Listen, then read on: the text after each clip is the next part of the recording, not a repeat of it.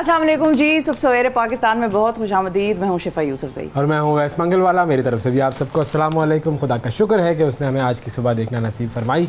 और आज की सुबह का आगाज़ वैस मैं आपसे ना कुछ एक तो उदासी सी है, अजीब सी उदासी है मुझे। उदासी है तो क्या हुआ, खैर है, होता है, क्या हो गया, खैर है, खैर है, खैर है, जिंदगी है, खैर है। मेरा ख्याल है मुझसे एक गलती भी हो गई है तो कोई बात नहीं, नो प्रॉब्लम, इसमें मतलब क्या बड़ी बात है। कौन सा ऐसा शख्स है जिससे गलती नहीं हुई है ये दुनिया भी है में? वैसे, खैर है, चिल करे, खैर है। अच्छा, एक शख्स ने मुझे एक काम कहा जो कि मैं जानती थी कि मैं नहीं कर सकती, लेकिन मैं उसको ना नहीं कर सकी। मतलब वो मुझ पे थोप के चला गया एक तरह से काम के आप करेंगी, थैंक यू, बहुत शुक्रिया, बहुत मेहरबानी, और निकल गया, हाँ। बाय बाय टाटा, एक्सपेक्टिंग कि मैं ये करूंगी। तो चले, हो जाता है, ये भी होता है, खैर है, खैर है, कोई बात नहीं, कोई बात नहीं, कोई बात नहीं, कोई बात नहीं। यानी कि उदासी भी है मुझे और गलती भी मुझसे कर दी है मैंने। गलती भी एक शख्स ने मुझसे एक्सपेक्टेशंस भी बांध ली हैं जो कि मुझे पता है मैं डिलीवर भी नहीं उनको कर सकती। कोई बात नहीं। अच्छा, एक शख्स है जो मुझे पसंद नहीं है, उससे मैं ताल्लुक खत्म करने के भी दरपे होंगे भाई, बस ना ही वो मुझे मिला करे और ना ही मेरा उसके साथ कोई ताल्लुक हुआ। पता नहीं, अनफ्रेंड करना लोगों को जिंदगी में बड़ा मुश्किल। खैर है, होता है, क्या हुआ, लोगों की दोस्तियां इससे पहले कि आज तक 8 अरब लोग दुनिया में रहते हैं। आपका क्या ख्याल है, किसी की आज तक दोस्ती नहीं हुई, टूटी, किसी ने अनफ्रेंड नहीं किया? खैर है, ये सब छोटी छोटी बातें, कोई मसला नहीं, ये सब छोटी छोटी बातें, ये है नाजरीन आज का लेसन कि ये सब छोटी छोटी बातें हैं। अब ये मुझ पे ना थोप देना, मेरी जिंदगी में बहुत सारी चीजें जाहिर है हर एक की चलती है, लेकिन ऐसा भी नहीं है कि मैं लोगों से ताल्लुक नाते खत्म करने के दर पे हूँ। लेकिन हम बहुत मरतबा बहुत सी ऐसी चीजें करके उन पे परेशान होके बैठ जाते हैं, हिम्मत हार के, हथियार फेंक के, बस जैसे पता नहीं क्या हो गया। भाई किसी ने आपसे कोई तवक्कुआत रखनी है और आप उन पर पूरा नहीं उतर पाए तो इंसान है, नो खैर प्रॉब्लम, है, चलता है, नो प्रॉब्लम। फिर अगर आपको कोई चीज बुरी लग रही है, दिन आपका ठीक नहीं गुजरा, खामखा नाक चढ़ी हुई है, मूड खराब है, खैर है, होता है भाई, सब चलता है, जिंदगी है, जिंदगी आप एहसासात का एक नमूना है और आप में अच्छे एहसासात भी हैं, बुरे एहसासात भी हैं। कभी आपने किसी को डांट वांट दिया या कोई आपसे नाराज हो गया, वो भी खैर है, चलता है भाई। नाराजगियां भी होती हैं, रिश्ते बनते हैं, रिश्ते टूटते हैं, ये सारी चीजें हमारी जिंदगी में होती हैं। Accept it as a fact, accept it being something natural. वो हम जब मैट्रिक किया ना, जब मैंने एक दफा मैट्रिक किया, एक दफा नहीं नंबर ठीक है, मैट्रिक में सही आए थे। अच्छा। तो हमारी एक टीचर थी इस्लामियात की, हम सब टीचरों से ऑटोग्राफ ले रहे थे, तो उन्होंने ऑटोग्राफ पे लिखा कुछ ना कुछ हो ही जाएगा, घबराएं क्यों, कैसा। तो बुनियादी तौर पर मुद्दा ये है। और फिर वो किसी एक बड़े अजीम फलसफी ने कहा था ना कि बड़े बड़े शहरों में छोटी छोटी बातें होती रहती हैं। ये भी बिल्कुल सुना है मैंने, कहीं किसी फलसफी ने कहा था, बिल्कुल। तो ये भी होता रहता है, तो इसीलिए आपको होता रहता है भाई कि कोई बात नहीं। ए ज़ेब्रा क्रॉसिंग की मलका, क्या ए ज़ेब्रा क्रॉसिंग की मलका, होता है चलता है। क्या वैसे मैचिंग है भाई, बड़ी ज़ेब्रा की मैचिंग है भाई। ज़ेब्रा मेरा ज़ेब्रा नहीं, ज़ेब्रा आपके पास है। ज़ेब्रा क्रॉसिंग की ये देवता मलका, ज़ेब्रा क्रॉसिंग, मलका ज़ेब्रा हमारे साथ मौजूद है, तो इसी चिल करें, ठीक है। अभी आपको मैं 60 सेकंड न्यूज़ दिखाता हूँ, वो भी देखें, उसके बाद कहें खैर होता है, सब होता है, ये सब चलता है। दिखाए 60 सेकंड न्यूज़। समुद्री तूफान कराची से 550 किलोमीटर दूर, पाक फौज के हिफाजती दस्ते तैयार। कराची में 100 मिलीमीटर और देही सिंध में 300 मिलीमीटर बारिश मुतवक्के। स्टेट बैंक ने मॉनेटरी पॉलिसी का ऐलान कर दिया, शराय सूद 21% बरकरार। मेयर कराची का मामला, पीटीआई के दर्जनों यूसी चेयरमैन का हाफिज नईम को वोट देने से इनकार। आलमी मार्केट में तेल की कीमत में गैर मामूली कमी, तेल की कीमत तकरीबन $3 फी बैरल तक गिर गई। दुबई में मनी लॉन्ड्रिंग करने पर 30 रुकनी गैंग को मजमूई तौर पर 96 साल की सज़ा। ईरान ने अमेरिका से जौहरी मुआहदे की बहाली के लिए मुज़ाकरात की तस्दीक कर दी। चीन ने ज़लज़ला आने से पहले कुछ सेकंड्स में वार्निंग देने वाला बड़ा सिस्टम तैयार कर लिया। और स्वीडन की अदालत ने कुरान पाक को जलाने के लिए मुनक़िद करदा इज्तिमा पर पुलिस की पाबंदी को मुस्तरद कर दिया। कहा, पुलिस के पास इज्तिमा रोकने का कानूनी जवाज़ नहीं। जी, ये थी 60 सेकंड न्यूज़। अब आपने 60 सेकंड न्यूज़ भी सुन ली, तो उसमें क्या था, खैर ही है ना, मतलब ठीक तूफान आने वाला है, बहुत सारी जगहों पर आता है, अल्लाह खैर करे, सबके लिए खैर करे, लेकिन खैर है, दिल पे हावी ना करें, होता है, ये होता है, सवार ना करें।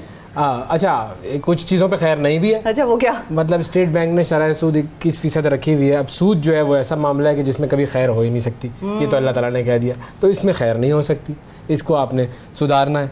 फिर तेल की कीमत में कमी हो गई, हेलो, खैर है भाई, अच्छी बात है। थोड़ी सी खैर हो गई है, आलमी मार्केट में हुई है। फिर चीन ने ज़लज़ले से पहले जो है वो कोई सिस्टम निज़ाम बना लिया, बिल्कुल, कि आपको सेकंड्स पहले बस मालूम हो जाएगा, लेकिन उन सेकंड्स पहले जो 25वीं मंजिल पे है तो ऊपर से कैसे निकलेगा, मुझे बताएं। वो चीन वाले कुछ ना कुछ इलाज कर लेंगे, इसका भी इलाज कर लेंगे, उसको ड्रोन दे देंगे, ठीक है ना। तो ये भी सही है।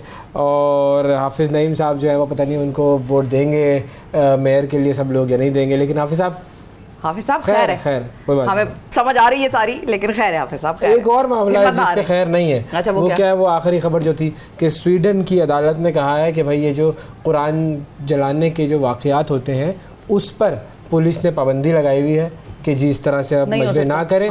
तो उनकी अदालत ने कहा नहीं जी करें, बिल्कुल। तो ये इस पर खैर नहीं है और इसके ऊपर हमें कुछ करना पड़ेगा। तो ये बस फ्रीडम ऑफ चॉइस के नाम पर और फ्रीडम ऑफ एक्सप्रेशन के नाम पे ना ये लोग कभी कभी बिल्कुल ही अंधे हो जाते हैं। हाँ जी, बिल्कुल। लेकिन खैर बहरहाल एक और मामला है कि जिसमें बड़ी खैर की जो है तवक्कुआत रखी जा रही है। वो क्या? ईद उल अज़हा की छुट्टियां जो हैं वो अब हर तरफ से अनाउंसमेंट्स होंगी, यहाँ से भी छुट्टियां, वहाँ से भी छुट्टियां। लोग बताएंगे भाई हमारे यहाँ 3 है, लोग कहेंगे हमारे यहाँ 4 है, और हम कहेंगे पता नहीं कितनी, अभी तो इंतजार कर रहे हैं हम। लेकिन ईद उल अज़हा की जो आमद है वो पूरी दुनिया के मुसलमान जो हैं वो बेताबी से उसका इंतजार करते हैं। ईद उल अज़हा की कुछ खास लवाज़मात होते हैं। लोगों ने भाई गाय बकरे खरीदना शुरू कर दिए हैं। आप सोशल मीडिया खोले तो गाय बकरों की वीडियोस आपको मिल रही हैं। लंबे, एक जबरदस्त, मैंने लंबे कानों, मतलब जुल्फे होती हैं लंबी, लेकिन ये तो कानों वाला बकरा था, लंबे कानों वाला, और उस पे बड़े कल से चर्चे चल रहे हैं भाई। मैंने तो वीडियोस जो देखी हैं उसमें वो गाय भाग रही है, उसने उसको मार दिया, टक्कर मार दी, ये कर दिया, वो कर, ये भी बड़े मामला होते हैं। एक वो भी मामला होता है ना कि बचपन से आपने गाय को ऊपर को छत पे रखा हुआ है और आप उस गाय को ऊपर से नीचे उतारना है तो क्रेन आई हुई है, और इस किस्म के भी मामला हर ईद पे एक तो जरूर आता है भाई, ये जरूर होता है कि गाय को नीचे उतारना है। खैर एनीवे, अब मैं आपको जरा छुट्टियों के मुतालिक बता दूं कि मुख्तलिफ ममालिक ने ईद उल अज़हा पर तातीलात के ऐलानात भी शुरू कर दिए हैं। और UAE की हुकूमत ने पिछली दफ़ा तो अच्छी खासी छुट्टियां दी थी, बल्कि 10 तो दे दी थी ऐसे ही करके। और इस मौके पर 9 से 12 ज़िलहज की छुट्टियों का ऐलान कर दिया गया है। 9, 10, 11, 12 4 दिन जी। और सरकारी मुलाजमीन के लिए छुट्टियों की तादाद ज़्यादा होगी, ये भी कहने में आ रहा है। अच्छा, वो हफ्ता और इतवार के अलावा 27 जून से 30 जून तक की तातीलात के मज़े लेंगे, क्योंकि ये याद रखिए कि उधर जो है वो छुट्टी उनकी जुम्मे को होती है, जुम्मे को पहले की भी होगी। फिर जहाँ तक इस सवाल का ताल्लुक है कि ईद किस दिन होगी, तो आलमी फल्कियाती जो मराकज़ हैं उनके माहिरीन के मुताबिक पाकिस्तान में 28 जून को ईद होगी। मैंने इसलिए रुक गई बोलते बोलते कि मेरे जहन में वो आ गया था, वो जो होता है ना कि अगर किसी ने बताया कि इस दिन चांद नजर आया है तो उसकी खैर नहीं है, तो मैंने कहा कि मैं यहाँ पे बताऊं या ना बताऊं। लेकिन ये माहिर फल्कियात के मुताबिक एक एस्टिमेट दिया गया। ऑफ कोर्स ईद का प्रॉपर ऐलान, डिस्क्लेमर भी दे दें आप। हाँ, डिस्क्लेमर भी मैं दे दूं। ऑफ कोर्स बाकायदा ऐलान हुकूमत पाकिस्तान की तरफ से ही आएगा। 29 को, ये पहले भी ऐलान हो चुका है, 29 जून को जुमेरात को ईद का इम्कान है, तो ईद का पहला दिन जुमेरात को होगा,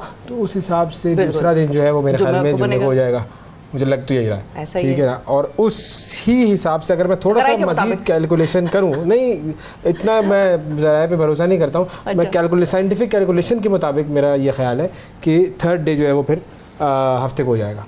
तो ये 3 दिन होंगे, जुमेरात जुम्मा हफ्ता, जो कि ईद के दिन होंगे, और इतवार को हमारा वैसे अयाशी का दिन होगा, ठीक है। और तो ये 4 छुट्टियां तो ये हो गई, जुमेरात जुम्मा हफ्ता इतवार, और बुध जो है वो एक दिन पहले की छुट्टी होती है, हज की छुट्टी भी होती है, तो बुध से, यानी कि बुध जुमेरात जुम्मा हफ्ता, या अल्लाह हमें भी छुट्टी अता फरमा, आमीन। ठीक है जी, तो ये हो गया। इस दुआ में नाजरीन जितनी तासीर थी, हाँ, इसका आपको अंदाजा नहीं हो सकता, इसका इस कुर्सी पे बैठे वालों को ही अंदाजा हो सकता है। अच्छा जी, चलो मैं आपको बताता हूँ, और भी एक चीज़ का अंदाजा हो गया है दुनिया को। वो क्या? और वो क्या था? अपनी टीम जो अक्सर औकात आप नहीं, अपनी टीम अक्सर औकात आप ना ये प्रोग्राम में स्लो हो जाती है। अच्छा, तो अब स्लो होने पर जुर्माना आयद किया जाएगा, ये तय हो गया। अगर आपने प्रोग्राम की स्पीड में कोई खलल डाला, ओके, या आपने किसी और को स्लो करने की कोशिश की, ये भी है, वैसे होता है। मैं दरअसल उस पर ना फिर सोचने लग जाती हूँ, मैं फिर गौर व फिक्र, इकबाल साहब ने कहा है, तो फिर मैं गौर व फिक्र के उस पर मोड में चली जाती हूँ कि भाई सोचना जरूरी है, बजाय इसके कि बाद में सोचे, अभी सोच ले फौरन। जब काम करने का वक्त है उस वक्त सोचना शुरू कर देते हैं, जब सोचने का वक्त होता है उस वक्त क्या वो क्या कि नादान झुक गए सजदे में जब वक्त कयाम आया। हाँ, बिल्कुल, तो वक्त खड़े होने का था, हम सजदे में चले गए भाई। अच्छा, मैं समझी आप कहने लगे नादान दोस्त से दाना दुश्मन बेहतर है, मैं समझी आप ये कहने लगे हैं। मैं उसमें भी गौर में चली गई थी कि ये बात कहाँ से आ गई है वही दरमियान में। नाज़रीन, काफी गौर व फिक्र की इस वक्त मामला चल रहे हैं। जरूरत है बिल्कुल। आप ज़ीब्रा क्रॉसिंग पे गौर करें, मैं आपको कल की खबर देता हूँ। वर्ल्ड टेस्ट चैंपियनशिप, भारत और ऑस्ट्रेलिया के खिलाड़ी जो है वो दोनों टीमों के खिलाड़ी जुर्माने के जद में आ गए भाई। दोनों पे जुर्माना कर दिया। उन्होंने कहा भाई ये गलत बातें कर रहे हैं आप लोग, ऐसा नहीं करें। हुआ क्या है कि इंटरनेशनल क्रिकेट काउंसिल ने दोनों टीमों पर स्लो ओवर रेट पर भारी जुर्माना आयद किया है। भारतीय टीम पर तो पूरी मैच फीस का जुर्माना आयद कर दिया। अच्छा, कह रहे हैं हम गए, हमने खेला, हम हारे, आप कह रहे हैं भाई आपने पूरी टीम को जुर्माना दे दिया। यार आप इस तरह ना करो। और किसी भी खिलाड़ी को मैच फीस नहीं मिलेगी। ऑस्ट्रेलिया की जो टीम है उस पर मैच फीस का 80% बतौर जुर्माना आयद किया गया है। और फिर उसके बाद जो है एक और चीज़ ज़ाहिर हम सब जानते हैं कि भारत को शिकस्त हुई तो एक मातम बरपा है भारत में, क्योंकि वर्ल्ड टेस्ट चैंपियनशिप का फाइनल था और फाइनल में बड़े 209 रन से हारना कोई मजाक बात नहीं है भाई। अपनी टीम जीत गई तो जी। अच्छा, और उसके ऊपर एक और मजे की बात हुई। भारत के जो कप्तान है रोहित शर्मा, उन्होंने कहा कि देखिए मेरा ख्याल है ये एक मैच की बुनियाद पर नहीं होना चाहिए, इसकी 3 मैचेस की सीरीज होनी चाहिए फाइनल। तो उस पर जो ऑस्ट्रेलिया के कप्तान थे उन्होंने कहा कि सर ओलंपिक में भी ना एक ही मुकाबला होता है, उसी में गोल्ड मेडल मिल जाता है। ये आप कहानियाँ ना सुना।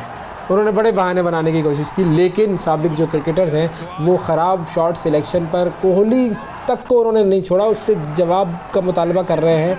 और सचिन तेंदुलकर ने भी टीम के इंतखाबात पर सवालात उठा दिए। भाई बड़ी आवाज़ें उठ रही हैं। एक तो फाइनल में पहुंच गए, ऊपर से वो खैर अब तो हार गए। होता है भाई, होता है। खैर है, कोई टेंशन नहीं लेनी, होता है, बिल्कुल होता है। और जब कोई ऐसी बातें करे ना कि भाई फाइनल का मैच 3 मैचों पर मबनी होना चाहिए और उसके बाद, तो ऐसों के लिए वो एक मशहूर है कहावत, कान के नीचे। तो कान के नीचे, हाँ, तो बस वो कान के नीचे खिलाड़ी है वो, ऐसे ना करें। नहीं, ये तो मैं ऑस्ट्रेलियन को बता रही हूँ अच्छा। कि ये इस खित्ते में एक है कान के नीचे। तो वो उनको जहन में रखना चाहिए when he is dealing with people in this region. तो वो कान के नीचे होता है एक, फिर तो वो उसमें सब कुछ ना बराबर हो जाता है। कहीं कोई चीज हिली विली है तो हर चीज बिल्कुल जगह पे आके सारा मवाद वादा जो है वो बिल्कुल जगह पे आ जाता है। तो ये होता है। अच्छा, एनीवे, एलोन पानी पीते हुए हंसी आ जाए तो ये हो जाता है, खांसी आ जाती है। हाँ, ये भी है। इंडिया जो है ना पिछली दफा भी हारा था बेचारा, इसीलिए तो उनके दिल पे लगी हुई है। फाइनल में पहुंच तो रहे ना कम से कम। ये भी तो बात है ना, ये भी तो सोचे एज अ क्रिकेटिंग फैन में अगर बात बिल्कुल नहीं, काम खेल रहे हैं, बिल्कुल उनकी कारकर्दगी है, इससे कोई बात नहीं। अच्छा, इलॉन मस्क के हवाले से एक खबर मैं आपको दे दूं। इलॉन मस्क ने जब से ट्विटर को खरीदा है, जो माइक्रो ब्लॉगिंग वेबसाइट्स हैं उनका मुतबादिल तैयार करने की कोशिश अब वो कर रहे हैं। और फेसबुक ने भी गुज़िश्ता बरस जो दिसंबर का महीना था उसमें इसकी तैयारी शुरू कर दी थी। और अब इस नई ऐप के स्क्रीनशॉट्स भी सामने आ गए हैं, जिनसे अंदाजा होता है कि फेसबुक का नया प्लेटफॉर्म बिल्कुल ट्विटर की तरह होगा। और अभी तक इस प्लेटफॉर्म को रिलीज करने की हतमी तारीख नहीं सामने आई है और इसकी लॉन्चिंग का पता नहीं कि कब होगी, लेकिन उम्मीद यही है कि चंद माह बाद इसे लॉन्च कर दिया जाएगा। ये अजीब एक टेंशन है भाई, अभी पहले उधर फॉलोअर बनाओ, फिर इधर बनाओ फॉलोअर, अब खामखा है। ट्विटर ने वो स्पेस क्रिएट कर ली है। You should come up with another idea, कुछ और चीज करें, कोई वैरायटी लेके आए। अच्छा, फेसबुक की जो एप्लीकेशन है उसमें एक खास बात ये होगी कि इंस्टाग्राम पर मौजूद शख्सियात अपने फॉलोअर्स को इस नए प्लेटफॉर्म पर मुंतकिल कर सकेंगे। इंस्टाग्राम पे तो वैसे ही फॉलोअर नहीं बनते हमारे, बड़ी खवातीन के फॉलोअर बनते हैं, वो तस्वीरें चल रही होती करके। लेकिन मैं आपको बताऊं कि इंस्टाग्राम पे फॉलोअर्स को जो है जमा करना सबसे मुश्किल है। इंस्टाग्राम का जो प्लेटफॉर्म है वो उसकी कोई है ऐसी जो भी गलत है, उस पे सबसे एल्गोरिदम्स बिल्कुल जो भी सबसे मुश्किल है उस पे। ऐसे थोड़ी होता है, अब हम पहले उधर फॉलोअर लपेटे फिर इधर फॉलोअर लपेटे, ये तो इस चक्कर में लग जाएंगे पूरा वक्त, और कोई काम हम नहीं करेंगे, काम नहीं हो सकेगा। लेकिन खैर बहरहाल इंस्टा के आपके फॉलोअर्स उस प्लेटफॉर्म पर मुंतकिल हो जाएंगे। लोग जरूर एक मरतबा उसको चेक करने के लिए जरूर ज्वाइन करेंगे, देखेंगे भाई ये क्या है, डिफरेंस क्या है, फिर उस पर तबसरे होंगे, फिर तज्जीर करेंगे। लेकिन जो इलॉन मस्क ने बना लिया है ट्विटर एक तरफ, तो उसका बना क्या लिया, उसने तो खरीद लिया, लेकिन ये कि अब जो उसका है वो है, अभी फिलहाल चलेगा। बाद में फेसबुक के मामला देखेंगे कि कितना कामयाब होता है। ये इलॉन मस्क ने ट्विटर बनाया, हमारे यहाँ दादियाँ स्वेटर बनाती थी सर्दियों में, ऐसा कि हल्का ले लिया है। हाँ बिल्कुल, बना बनाया उसने तो लिया है। हमारी तो दादियाँ फिर भी वो निटिंग क्या, वो 2 स्वेटर बनती थी। हाँ बिल्कुल, ये ट्विटर पे इतना इतरा रहा है। अच्छा, तो यूरोप की तरफ मैं आपको ले जाऊँ। आज आपने यूरोप की खबर नहीं दी है। हाँ, बस यूरोप जो है वो शदीद गर्मी की लपेट में आ गया है, शदीद तरीन गर्मी की लपेट में आ गया है। फ्रांस और बरतानिया में दर्जा हरारत 30 डिग्री सेंटीग्रेड तक आ गया है, जो कि हमारे यहाँ नॉर्मल है। और वो जो हमने बात की थी ना, अहलकार जो इस्तकबाल के लिए खड़े होते हैं हुक्मरानों के पूरी यूनिफॉर्मों में, वो हमने बताई थी आपको वीडियो के भाई 3 एहलकार से निडाल होकर गिर गए थे बरतानिया में।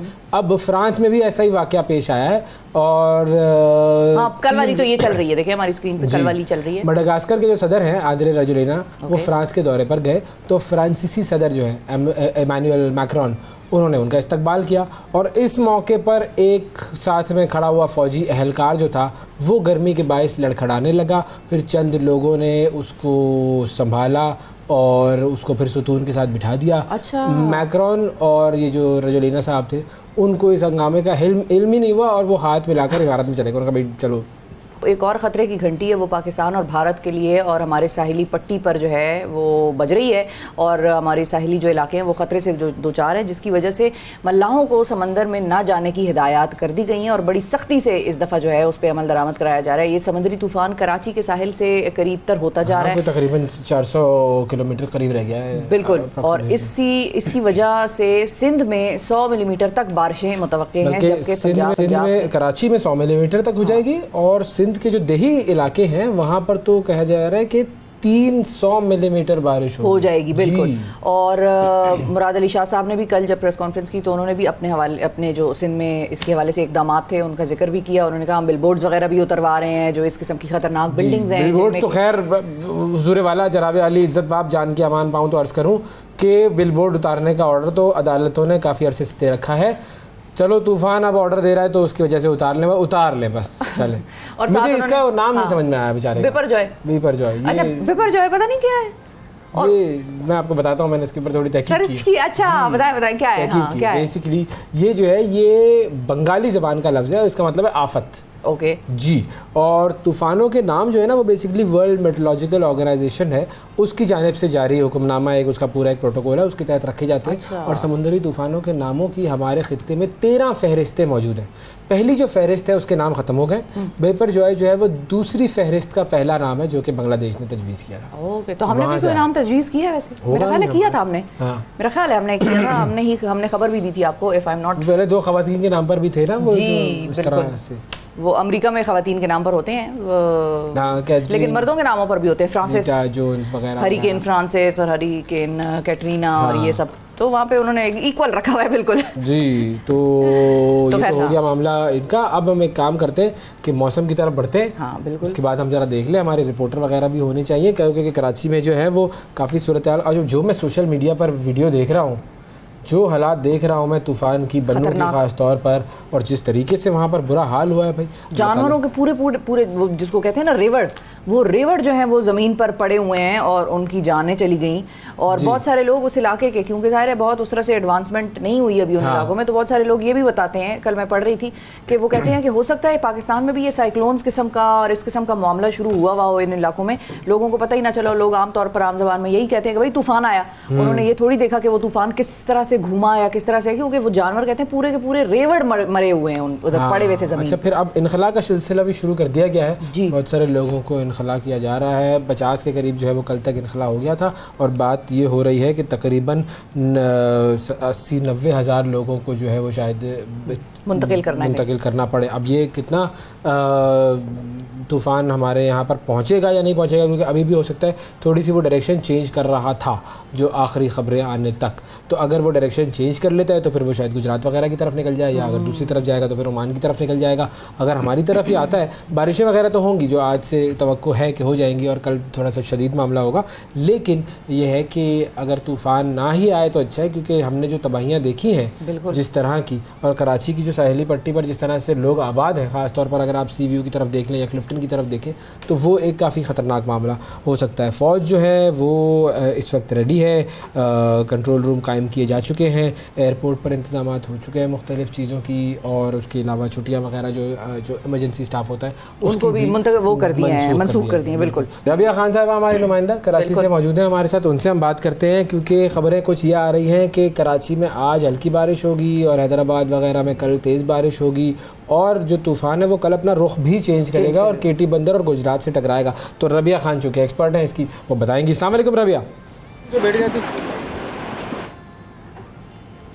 वालेकुम सलाम जी।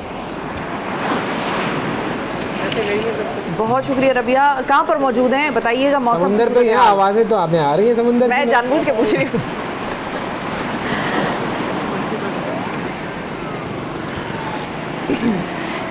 जी बिल्कुल, मैं इस वक्त साहिल पर ही मौजूद हूँ और आज जो है वो हम देख रहे हैं कि ना सिर्फ समुद्री हवाओं की रफ्तार में खासी तेज़ी आ गई है, इसके साथ साथ जो है वो लहरों की ऊंचाई जो है वो भी बढ़ने लगी है। समुद्री तूफान जो है वो अब कराची से बताया जा रहा है कि 470 किलोमीटर दूर जो है वो जनूब में मौजूद है, जबकि ठट्ठा से इसका फासला जो है वो 460 किलोमीटर बताया जा रहा है। लहरें जो है वो इस वक्त खासी शदीद हैं और लेकिन सुबह सवेरे हम देख रहे हैं कि शहरी जो है वो भी मौजूद है साहिल पर। पुलिस जो है वो इस वक्त हमें नज़र नहीं आ रही है, जबकि दफ़ा 144 नाफिज है और मुकम्मल तौर पर शहरियों के साहिल पर आने पर पाबंदी लगाई गई है। लेकिन साथ साथ दीगर इंतजामात जो है वो शहर में वो भी तो शहरी तो वहाँ पर आ गए, पुलिस तो कम से कम नहीं है, ये अच्छी बात है ना। कम से कम पुलिस तो अपनी हिफाजत कर रही है कि वो वहाँ पर नहीं पहुँची है। पुलिस को पता है वहाँ पर पाबंदी है जाने से, तो वो नहीं गए। इसमें तो अच्छी बात है, पॉजिटिव बात है ये पुलिस की। वो शहरी क्या कर रहे हैं वहाँ पर, आपने पूछा नहीं उनसे? जी बिल्कुल, मैंने शहरियों से पूछा तो शहरियों का यही कहना है कि हम जो है वो समुद्री तूफ़ान के साथ तस्वीरें बनाने यहाँ पर आए हैं और समुद्री तूफ़ान को जो है वो देखने के लिए यहाँ पर आए हैं। और अगर समुद्री तूफ़ान ज़रा सा ज़्यादा करीब आया और एक ऊंची लहर आई तो उसके बाद जो है वो बहुत अच्छे तरीके से समुद्री तूफ़ान इन्हें नज़र आ सकता है। बहुत सी भारतीय रियासत गुजरात की अगर हम वीडियोज़ देखें तो उसमें भी यही है कि बहुत से जो अफराद हैं वो साहिल पर पहुँचे हुए थे यहाँ पर समुद्री तूफ़ान देखने के लिए, और उसके बाद जिस तरीके से लहर के साथ वो बह गए तो उससे भी हमें सबक सीखने की ज़रूरत है कि कोशिश करें कि अपने घरों तक महदूद रहें। और हम लोग चूँकि समंदर पर ड्यूटी दे रहे हैं तो आप जो है वो टीवी पे बैठ के साहिल को देख सकते हैं, लेकिन कोशिश करें कि खुद साहिल पर ना आए। हमारी शायद इतला जो है वो पुलिस तक पहुँच चुकी है, तो पुलिस यहाँ पर आ चुकी है और अब फौरी तौर पर जो है वो शहरियों को यहाँ से जाने के अहकाम पुलिस की जानिब से दिए जा रहे हैं। जी सही है। अब आज के दिन की प्रेडिक्शंस हैं क्या वैसे कराची के हवाले से? आज के दिन की अगर प्रेडिक्शंस की हम बात करें तो आज कराची समेत जो है वो सिंध के दीगर अजला जिनमें ठट्ठा, बदीन, सजावल, इसके अलावा थरपारकर, मीरपुर खास में जो है वो गरज चमक के साथ मूसलाधार बारिश का इम्कान जाहिर किया गया है। महकमा मौसमियात का कहना है कि समुद्री तूफ़ान जो कि इस वक्त ठट्ठा से 460 किलोमीटर दूर है, इम्कान जाहिर किया जा रहा है कि वो इस वक्त तो क्योंकि उसका रुख जो है वो सिंध और कराची की जानिब ही है, लेकिन कल जो है वो उसके रुख में थोड़ी बहुत तब्दीली का इम्कान जाहिर किया जा रहा है। और अगर तब्दीली ना हुई खुदा ना खास्ता तो समुद्री तूफ़ान जो है वो कराची की साहिली पट्टी से भी टकरा सकता है। लेकिन कल हल्की सी रुख में तब्दीली के बाद जो है वो शुमाल मशरिक यानी केटी बंदर और गुजरात की जानिब रुख कर लेगा, तो जिसके बाद गुजरात और केटी बंदर की बिल्कुल जो बीच की का सेंटर हिस्सा है वहाँ से जो है वो 15 जून के सुबह सवेरे समुद्री तूफ़ान टकराएगा। लेकिन बारिशों का सिलसिला जो है वो आज रात से शुरू हो जाएगा और ठट्ठा, बदीन, लाड़काना समेत जो है वो इसके अलावा सजावल में तेज़ तूफ़ानी बारिशों का इम्कान है। और इस बारिशों के साथ साथ जो है वो तकरीबन 100 से 120 किलोमीटर फ़ी घंटा की रफ्तार से हवाएं चलेंगी। शदीद बारिशों के अलावा जो है वो बताई जा रहा है कि जो हवाएं हैं उनसे ज़्यादा नुकसान का खदशा है, तो उसके लिए इक़दाम किए जा रहे हैं। साथ साथ जो साहिली इलाकों में लोग मौजूद थे उनके इनखला का काम भी जो है वो तकरीबन जो है वो मुकम्मल कर लिया गया है। और बहुत से इलाके ऐसे भी थे, इब्राहिम हैदरी जैसा इलाका, जहाँ लोगों ने जो है वो अपने घर खाली करने से इनकार कर दिया और उनका ये कहना था कि हमारा जो है वो बचपन से समंदर से एक नाता है, तो समुद्री तूफ़ान के बायस हम अपने घर खाली नहीं करेंगे। लेकिन हुकूमत की जानिब से उनको फोर्स किया जा रहा है कि वो अपने घर खाली कर दें ताकि नुकसान, जानी नुकसान से जो है वो बचा जा सके। जी बहुत शुक्रिया रबिया खान हमारे साथ मौजूद थे। अब ये देखें, ये खुशनाक बात है क्योंकि जो इब्राहिम हैदरी का इलाका है मछेरे वगैरह वहाँ पर रहते हैं। अब वो अगर अपना इलाका खाली नहीं करेंगे तो भाई समुंदर के साथ रिश्ता तो है, हम सबका एक रिश्ता है, लेकिन समुंदर में जब तूफ़ान आता है ना तो फिर समुंदर किसी का नहीं होता है। तो इसीलिए अल्लाह ताला सब की जी खैर करे जी। ठीक है, तो ये तो थी तूफ़ान की बात। मुझे मैसेज एक आया है जी का, और वो मैसेज आया है फ्रांस से। क्या कौन है? आपके लिए भिजवाया है उसने मैसेज। उसने कहा है तो नहीं है मैक्रोन है, उसने कहा है मैक्रोन। क्या कर रहा था वो? मैक्रोनी तो नहीं खा रहा था सुबह सुबह और वीडियो नहीं भेजी उसने? नहीं, उसने कहा कि मैं माजरत खाऊं। उसने वाकई वो सॉरी वॉरी की है, बड़ी अपॉलॉजीज वो कर रहा था। उसने कहा अवैस को बताएं कि मैंने उसके लिए खास तौर पर वो वीडियो भिजवाई है जिसमें मेरे दिखा दे भाई वो बेचारा क्या था मामला। वो दोनों हाथ मिला रहे और वो पीछे बंदा गिर रहा है। अब ये फिक्र ही नहीं है ना इनको, मैक्रोन साहब को और जो दूसरे साहब हैं वो दोनों अपना हाथ वाथ मिलाने में लगे हुए हैं। भाई जो भी जज्बा खैर सगाली से वो मिल रहे हैं और उसके पीछे आप देखें तो वो बेचारा बंदा गिर रहा है, उसको लोग संभाल रहे हैं। और यूनिफॉर्म भी इस कदर इनके होते हैं, हाँ वो देखें गर्मियों में क्या लॉन के होने चाहिए यूनिफॉर्म मेरा ख्याल में। बिल्कुल, वो पुराने वक्तों में बच्चों को माएँ पहनाती थी ना मलमल के कुर्ते, मलमल के वाइट कलर के कुर्ते पहनाती थी, तो वो मलमल के कुर्ते पहना के इनसे परेड कराई। और क्या भाई, अगर करवानी है तो क्यों इनको बेचारों को इतनी तगुदो में डाल रहे हैं। बहरहाल ये वीडियो चल गई, थैंक यू मैक्रोन, अल्लाह तुम्हें खुश रखे, वरना तुम्हारी सदारत जो थी ना वो मैं खत्म खतरे में थी। बिल्कुल खत्म में जो थी, जो भी था ये मैक्रोन गलत किया था इसने, लेकिन चलो मामला सही हो गया। वक्फा लेते हैं, वक्फे के बाद दोबारा हाजिर होंगे, हमारे साथ रहिएगा।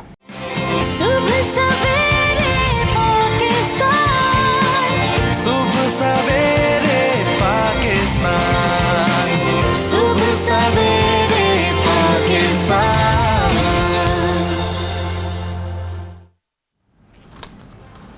वेलकम बैक जी, सुबह सवेरे पाकिस्तान में एक मरतबा फिर खुश आमदीद। गर्मियों की छुट्टियों का सिलसिला और हमारा स्पेशल प्रोग्राम समर कैंप चल रहा है और हमने रोज़ाना आपको बतानी है किताबें, रोज़ाना आपको बतानी है फ़िल्में, वो फ़िल्में जो कि बच्चे फैमिली के साथ देखेंगे तो बहुत कुछ सीखेंगे भी, और वो किताबें जो कि हर बच्चे को पढ़नी चाहिए। तो सबसे पहले कहाँ जाएं, फिल्म पर या जाएंगे? बिल्कुल चल यार फिल्म की तरफ ही चले जाते हैं भाई।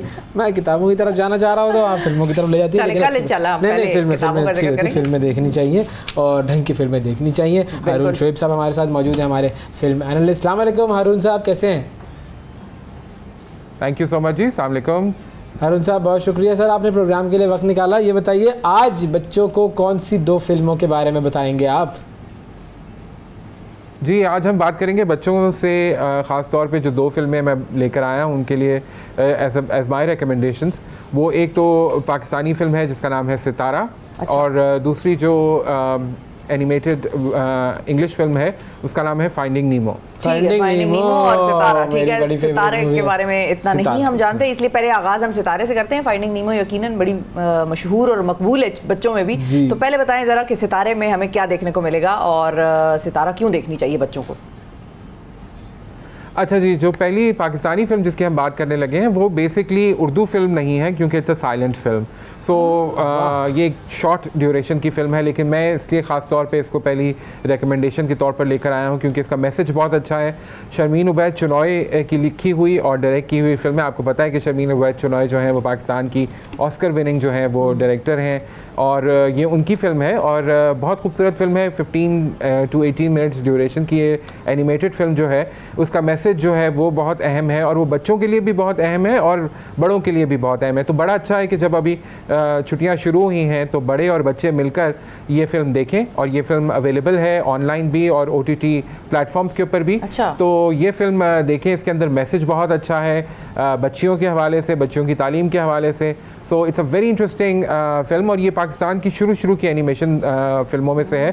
तो उसमें आपको नज़र आएगा कि किस तरह पाकिस्तानी टेक्नीशियंस ने यहाँ पर पाकिस्तान में रहते हुए इतनी वर्ल्ड क्लास एनिमेशन क्रिएट की जो कि फिर इंटरनेशनली जिसको बहुत सारे अवार्ड्स भी मिल चुके हैं। Very good. अच्छा, इसकी एनिमेशन वैसे बहुत अच्छी लग रही है, देखने में बहुत ज़बरदस्त लग रही है। हाँ, कुछ मुझे थोड़ा सा इसके जो विजुअल्स चल रहे थे उसको देख के ज़रा स्टेरियोटाइपिंग का अंदाज़ा हो रहा है कि कुछ की गई है इसके अंदर, दाढ़ी वाला शख्स वगैरह, लेकिन ये कि देखते हैं, इसको देखना पड़ेगा। मुझे ये इंटरेस्टिंग लग रही है फिल्म क्योंकि एनिमेशन हमारे यहाँ पे काम कम हुआ है और फिर शर्मीन उबैद जो है वो तो खैर कमाल, अब तो वो मार्वल की डायरेक्टर बन गई है भाई। अब तो हो मतलब ऐसा हो गया अब तो मामला, तो ज़बरदस्त। ये देखेंगे हम सितारा। अच्छा, अब अंग्रेज़ी फिल्म पर आ जाए जी, फाइंडिंग नीमो। वो तो खैर बहुत सारे बच्चों ने देखी भी है, लेकिन जिन्होंने नहीं देखी उनके लिए सर बताइए कि ये फिल्म क्यों देखना ज़रूरी है और क्या है इसमें? अच्छा, इंग्लिश की जो रिकमेंडेशन है वो 2018 की फाइंडिंग नीमो है और ये एंड्रयू सेंटन एक डायरेक्टर हैं, उनकी कहानी है और उन्हीं की डायरेक्शन में एक एनिमेटेड फिल्म है और ये बड़ी खूबसूरत फिल्म है। इसमें बड़े जज्बात नज़र आएंगे बच्चों को भी और बच्चों को बड़ा ग्रिप कर लेगी। ये फिल्म है एक मछलियों के बारे में, जिसमें मार्विन एक मछली है जिसका एक बेटा है नीमो, और वो दोनों बाप बेटा जो है वो बिछड़ जाते हैं और फिर ये कहानी है कि किस तरह जो है मार्विन जो है वो इस सफ़र पे निकलता है कि वो अपने बेटे को ढूंढे। और ये बाप और बेटे के रिश्ते की बड़ी खूबसूरत सी कहानी है जिसमें वो सारे जज्बात नज़र आएंगे जो कि इंसान भी फील कर सकते हैं, हम अपने पेरेंट्स के लिए फ़ील करते हैं, हम अपने बच्चों के लिए फ़ील करते हैं और बच्चे वाइस वर्सा अपने पेरेंट्स के लिए फ़ील करते हैं। तो वो बड़ी मज़े की एक कहानी है। इसमें बहुत बड़े बड़े फ़नकारों ने अपनी आवाज़ें भी दी हुई हैं। सो इसके अंदर आपको वो सारे आवाज़ के थ्रू, उस एनिमेशन के थ्रू और कहानी का जो प्लॉट है उसके थ्रू कि वो किस तरह चैलेंजेस को, मुख्तलिफ चैलेंजेस को नबर आजमा होते हुए वो जो दोनों हैं वो अल्टीमेटली मिलते हैं दोबारा, और इस एक्सपीरियंस से नीमो की पर्सनालिटी किस तरह डेवलप होती है। तो ये एक बड़ी मज़े की फ़िल्म है जो कि जिस तरह मैंने कहा कि बहुत बड़ी हिट हुई थी और अभी तक जो है वो इसको एक कल्ट क्लासिक का दर्जा हासिल है। नीमो के कैरेक्टर से बहुत से बच्चे वाकिफ़ होंगे जिन्होंने शायद ये फ़िल्म नहीं भी देखी, उनको भी इसके बारे में पता होगा।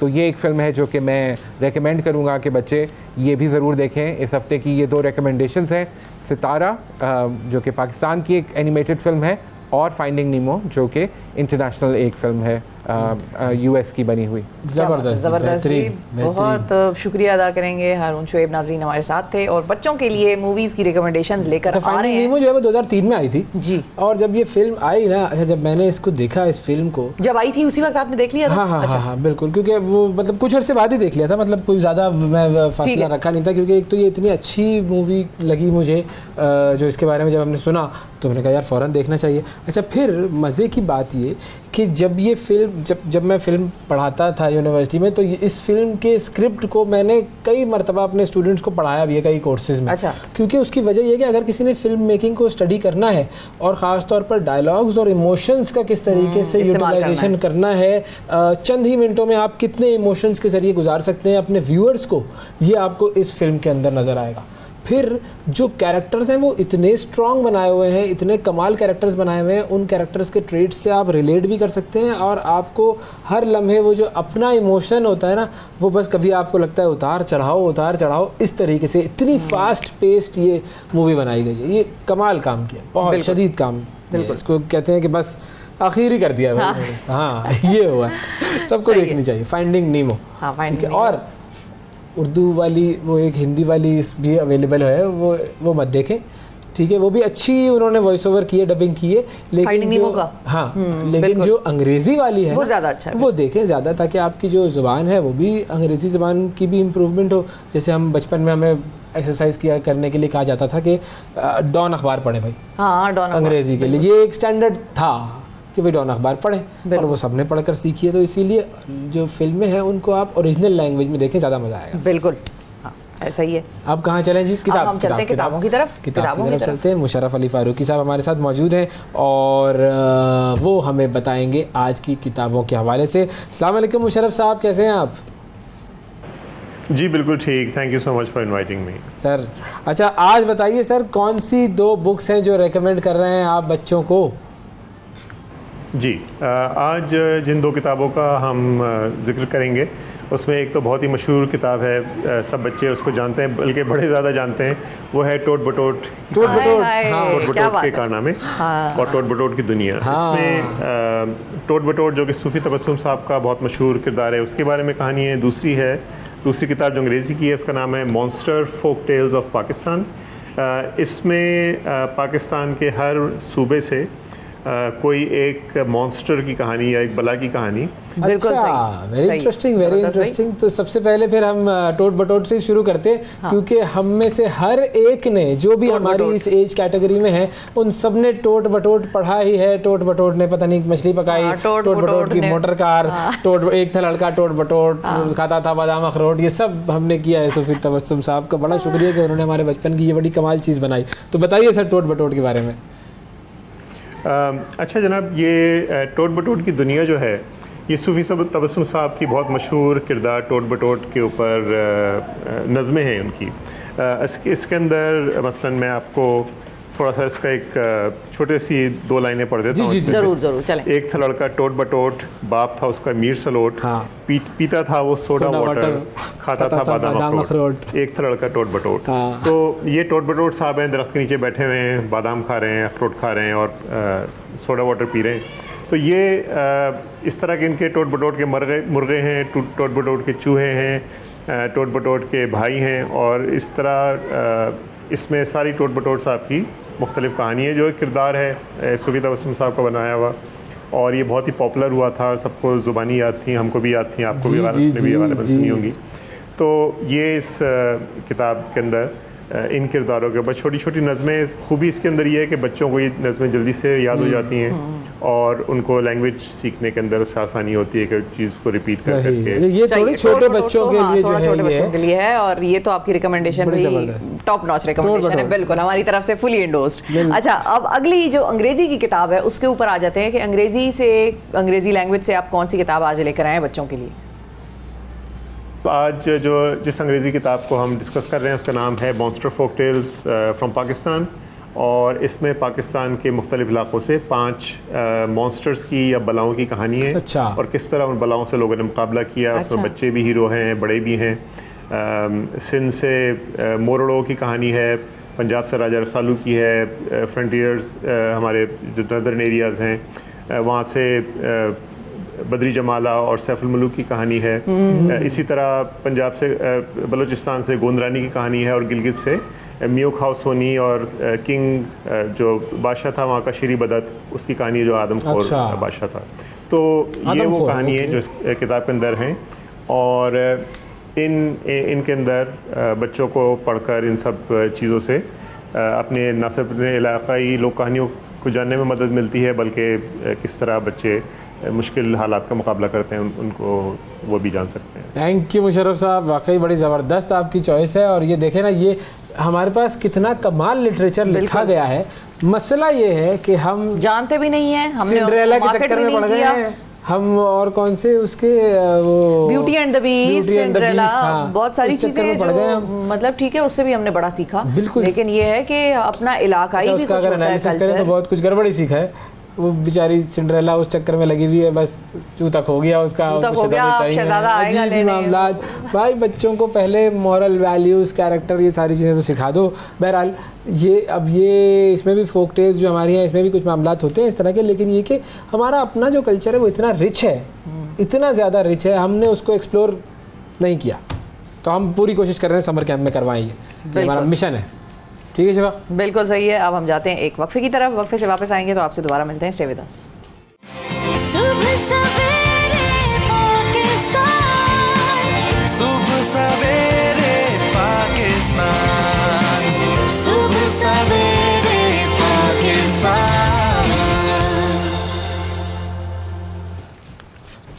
वेलकम बैक जी। अब कुछ बात करते हैं पाकिस्तान की 2 ऐसी अहम शख्सियात के बारे में। आपको हम बताएंगे कि जिनका जिक्र करना आज के दिन बड़ा ही ज़रूरी है। 13 जून है आज का दिन, और आज के दिन सबसे पहले जिस शख्सियत का हमने जिक्र करना है वो है बेगम राना लियाकत अली ख़ान। और पाकिस्तान के साबिक़ सफ़ीर जमशेद मारकर साहब, उन्होंने एक मरतबा ये कहा था कि राना लियाकत अली जब कमरे में कदम रखती थी तो कमरा खुद ब खुद रोशन हो जाया करता था, ऐसी उनकी पर्सनालिटी थी। अच्छा, अब उनकी पर्सनालिटी के हवाले से कुछ अगर हम बताएं आपको, वो पैदा हुई थी 13 फरवरी 1905 को, बरहमन ख़ानदान की थी वो, और उनका ख़ानदान जो है वो उस दौर में भी काफ़ी मॉडर्न था, तालीम हासिल करने की उन्हें कोई प्रॉब्लम नहीं थी, तो इस वजह से उन्होंने तालीम हासिल की, आला तालीम हासिल की, और ज़माना तालिब इल्मी में ही उनका जो एक इंटरेक्शन हुआ लियाकत अली ख़ान से, वो बड़ा इंटरेस्टिंग इंटरेक्शन। हाँ, वो क्या था? वो ये था कि जी एक सैलाब फंड के लिए कोई प्रोग्राम हो रहा था, वहाँ पर वो टिकटें फ़रोख्त करने के लिए लियाकत अली ख़ान साहब के पास गई, और लियाकत अली ख़ान साहब को उनकी पर्सनैलिटी और उनका जो कॉन्फिडेंस था वो इतना पसंद आया,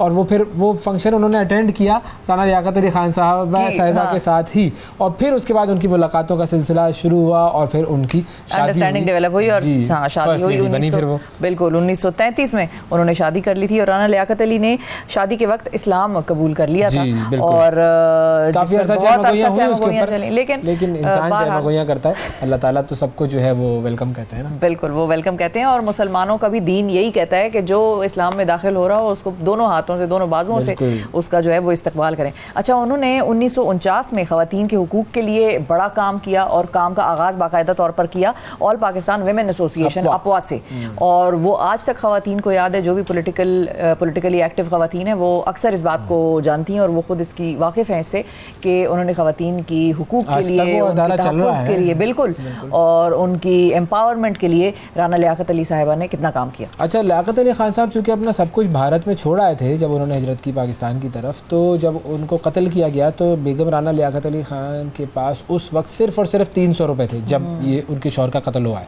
और उसके बाद फिर हुकूमत पाकिस्तान ने उन्हें 2000 रुपये महीना उनका जो है वो वजीफ़ा जारी किया। हॉलैंड में फिर उनको सफ़ीर मुकर्रर किया और अपनी 85 बरस की जो उम्र थी आधी उन्होंने मुत्तहिदा हिंदुस्तान में गुजारी, आधी जो है वो पाकिस्तान में गुजारी। और उन्हें निशान इम्तियाज़ से भी नवाजा गया, मादर पाकिस्तान का खिताब भी दिया गया। और 13 जून 1990 इन्होंने दुनिया में यूँ कह लीजिए कि वो जो आंखें बंद कर ली, उनका इंतकाल हुआ। ये थी जी राना लियाकत अली ख़ान साहिबा। और राना लियाकत अली ख़ान साहिबा के बाद एक और ऐसी शख्सियत जिसके बारे में बात करना ज़रूरी है वो है मेहदी हसन खान साहब। बिल्कुल, लेकिन मेहदी हसन खान साहब का जिक्र आज हम क्यों कर रहे हैं और उनके जिक्र के हवाले से हम अब बात करेंगे। आपने कहीं नहीं जाना, एक छोटे से वक्फे की तरफ हमें बढ़ना है, वक्फे के बाद वापस आएंगे तो प्रोग्राम को मज़ीद आगे बढ़ाएंगे। सुबह सवेरे पाकिस्तान, सुबह सवेरे पाकिस्तान, सुबह सवेरे पाकिस्तान। वेलकम बैक जी। अब कुछ बात करेंगे म्यूज़िक के हवाले से। हमारा एक बड़ा स्पेशल सेगमेंट है और समर कैंप हमारा जारी है और हमारे समर कैंप के प्रोग्राम्स में आपको बहुत सारे बच्चे नज़र आएंगे, बच्चे ही बच्चे होंगे और वो अपने सवालात पूछेंगे, अपने माइंड को बेसिकली वो हल्का करेंगे, दिल हल्का करेंगे और वो एक्सपर्ट से जानेंगे कि उनके ओपिनियंस क्या हैं, कौन सी चीज़ वो उनसे पूछना चाहते हैं, किस हवाले से वो जानकारी हासिल करना चाहते हैं। This is all going to happen on this programme. Career guidance वाला सेगमेंट है और आज जो करियर हमने चुना है वो है म्यूज़िक कि अगर किसी को म्यूजिशियन बनना है तो वो कैसे बन सकता है। जलीस अहमद साहब हमारे साथ मौजूद हैं, मायनाज वायलिन प्लेयर हैं। अस्सलाम वालेकुम जलीस साहब। सर कैसे हैं? ठीक ठाक। और आज जो आपसे सीखने के लिए साहब आए हुए हैं ना, जी जी, जब हमने ब्रेक में इनसे बात की तो आपने देख ही लिया, बहुत कमाल। बहुत। मोहम्मद इसहाक, अस्सलाम वालेकुम। वालेकुम अस्सलाम। कैसे हैं मोहम्मद इसहाक? ठीक हैं आप? I am fine. How are you? ये भी बोलना होता है। I am fine, how are you? I am also fine. I am fine, thank you. अच्छा, किस क्लास में आप? अभी 4th में हूँ, मगर अभी 5th में, मैं 4th में था, अभी मैं 5th में गया हूँ। 5th में चले गए। क्या एज क्या है आपकी? 11। 11, ओके, वेरी गुड। क्या इंटरेस्ट हैं आपके? इन म्यूजिक, एनीथिंग सर, कोई भी। like science, like scientific, like science stuff, and like because there's like so many more stuff to explore, so that's why it's like very interesting. Like it would be like a very good experience to like learn something which will like probably help you and like and teach you many stuff, and it could maybe save your life. So what do you want to be when you grow up? A scientist. Oh, very good, cool. You have interest in music also? Yes, I do love music. I listen to music. Which music? Normally like funk songs. Very good. क्या बात है, जबरदस्त। चलो, तो have you heard someone play the violin? Mainly yes, I have. Okay. I've seen it on like YouTube and like I've seen many like YouTube videos about like the violin. How do they play it? They like put like the like the bass होता है ना, जिससे ना guitar करके ना and होता है ना, बड़ा वाला, वो अपने शोल्डर में डालते हैं और ये ना स्मॉल वाला इधर डालते हैं। ये लाइक एक ना मेटल की चीज़ होती है मेरे ख्याल से, या फिर वुडन की, उससे वो ना इस तरह करके ना वो आवाज़ लाइक निकलती है, निकालनी होती है आवाज़। मैं if somebody would ask me कि कैसे बजता है, मैं कहूँगी आपने बिल्कुल ज़बरदस्त एक्सप्लेन किया, आगे सिर्फ इसमें साउंड इफेक्ट ऐड करना है। मतलब हाँ, वो whatever it is, कोई म्यूजिक डाल कैसी आवाज होती है? इसलिए लाइक एक ना नॉर्मली वो लाइक हाई पिच साउंड्स होती है ना, करके लाइक होती है, काइंड ऑफ लाइक दैट, ये लाइक बस लाइक एक गाना है। ठीक है, आपने you have explained it well. Jalees साहब, आपने बताना है बच्चों को, बहुत सारे बच्चे टेलीविजन पर देख भी रहे हैं आपको, और ये इसहाक साहब तो माशाल्लाह अपने अहद से भी बहुत आगे के इसहाक हैं, और होना चाहिए, जो हालात आगे हैं ऐसा ही होना चाहिए बच्चों। तो आप जरा इनको थोड़ा पहले वायलिन का मुजाहिरा करके दिखा दें। This is how you play the violin and then you can ask questions.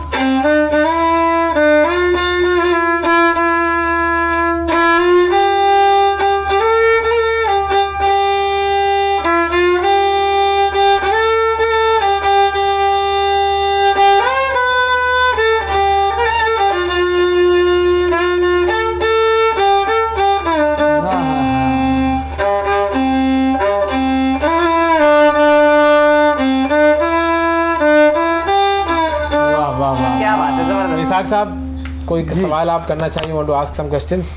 Like I have a question. Like ना वायलिन में like क्या इतनी like स्पेशल सी चीज़ थी, like इतनी like अच्छी like which made जो कि जिससे ना आपको like ना वो like सीख आपको like जानते थे उसकी वजह से। तो आपने कैसे शुरू किया, बुनियादी तौर पर ये पूछना चाह रहे हैं? इसमें क्या वायलिन की क्वालिटी है कि इंसानी आवाज़ के बाद कहते हैं वायलिन की आवाज़ है जो गुफ्तगू करती है। अच्छा। और मुझे वैसे ही ये आपके जो अंदर होता है ना, कि मैंने ये भी सीखा, जो आपके अंदर है वो सीखेंगे तो आप जल्दी सीख पाएंगे। तो मुझे इसी चीज़ का शौक था, क्योंकि मैंने सीखा भी उस्ताद रईस से, और वो तो एक कमाल आदमी, तो फिर बिल्कुल बस इसकी आवाज़ सॉरी मुझे अट्रैक्ट की तो मैंने ये सीख लिया। अच्छा, क्या बात है, अट्रैक्शन है भाई, attraction closest to human emotion. That's it. Yeah, like it expresses like your emotion. बिल्कुल। So you understood. बिल्कुल, जब आप सीख लेते हैं तो फिर आप एक्सप्रेस ही करते हैं ना अपने इमोशन।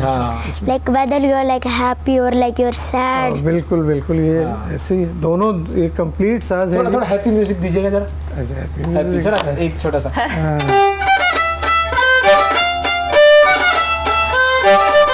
और अब सैड, अब सैड।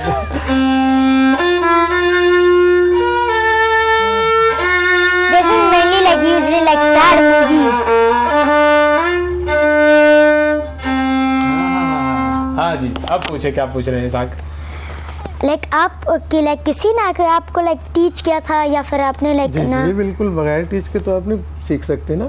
मेरे टीचर, मेरे उस्ताद जो हैं, उस्ताद रईस हैं, जो एक ही हैं इस वक्त दुनिया में बजाने में। ज़ाहिर है बगैर टीचर के आप नहीं सीख सकते। कि like उनने like आपको किस तरह टीच किया, like प्यार से टीच किया आपको, like वो पूछना ये चाह रहे हैं आपको डांट कितनी पड़ी? वो डांट बहुत पड़ी मुझे। मतलब दोनों प्यार से, जब नहीं समझ आती तो फिर डांट ही पड़ती है, और वो बहुत सारी पड़ी मुझे। अच्छा, अभी तक पड़ती है, अभी भी पड़ती है। इसाक आपको भी डांट पड़ती है वैसे? कभी कभी वैसे अगर like अच्छी like एक बुरी सी चीज की तो फिर तो पढ़नी like that's pretty normal, like among like old people and like new people, like which are like born. ये this is normal, बिल्कुल, between both डांटने पड़ती है। Yes, in like the अच्छा, coming back to violin. Anything else you want to ask? If like somebody wants to like learn it, how will you like teach him, like how does like the violin work, and like how will you like tell him all of its like specialties, all of its like hard work, or like how it works? Sir देखिए कैसे बचता है जरा? जी, सिखाने का अमल एक ही है। अब थोड़ा उस्ताद, मतलब हमने लोगों ने ज़रूर चेंज किया। पहले एक होता था नहीं समझ आ रही और मार पड़ रही और ये, अब थोड़ा सेंस चेंज किया हमने भी, क्योंकि सब कुछ चेंज हो गया। अब ये देखते हैं कि ये बच्चा कैसे सीख पाएगा, कौन से ज़रिए से। मतलब एक तो मैं सिखा रहा हूँ इसको तो ये सीख रहा है, तो इसका मतलब ये बड़ा ज़हीन है, ठीक है। एक ये है कि इसको बहुत शौक है और इसको समझ में नहीं आ रहा, खौफ खाता है, घबरा, तो फिर हमें जज करना है ये किस ज़रिए से, किस जाविये से सीख पाएगा, कहाँ से इसको समझ आएगी। वक्त लगता है इसको सीखने में? देखिए वक्त तो मैं अभी तक सीख रहा हूँ, ठीक है। ये वाहिद एक म्यूज़िक एक तालीम है पूरी। जिस बड़े आर्टिस्ट को भी आप ले लें, वो अपनी बुजुर्गी में भी कहता है कि मैं अभी तक सीख रहा हूँ। जो आप इसमें जाएंगे आपको और आगे नजर आता जाएगा, समुंदर बढ़ता जाता है। इसमें लाइक साल लगते हैं, like many years. It can also take decades. But इसमें शॉर्टकट भी है कि जो बहुत जुनूनी है उन्होंने बड़ी जल्दी सीख लिया।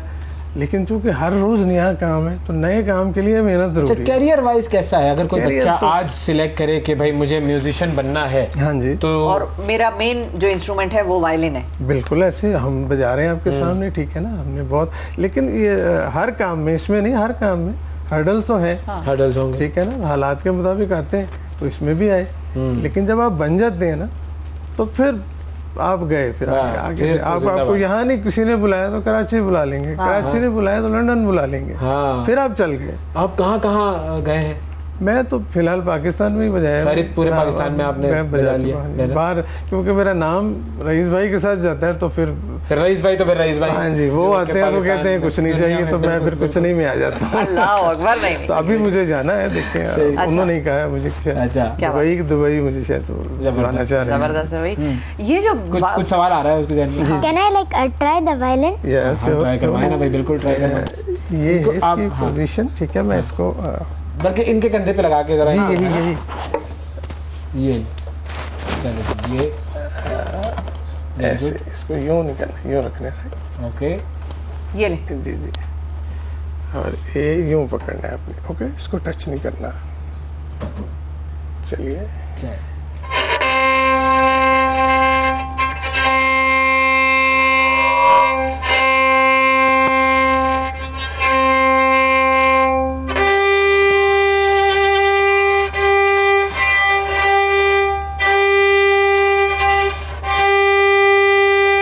ओके, ठीक है। ठीक है भाई, कैसा ट्राई रहा? Good try.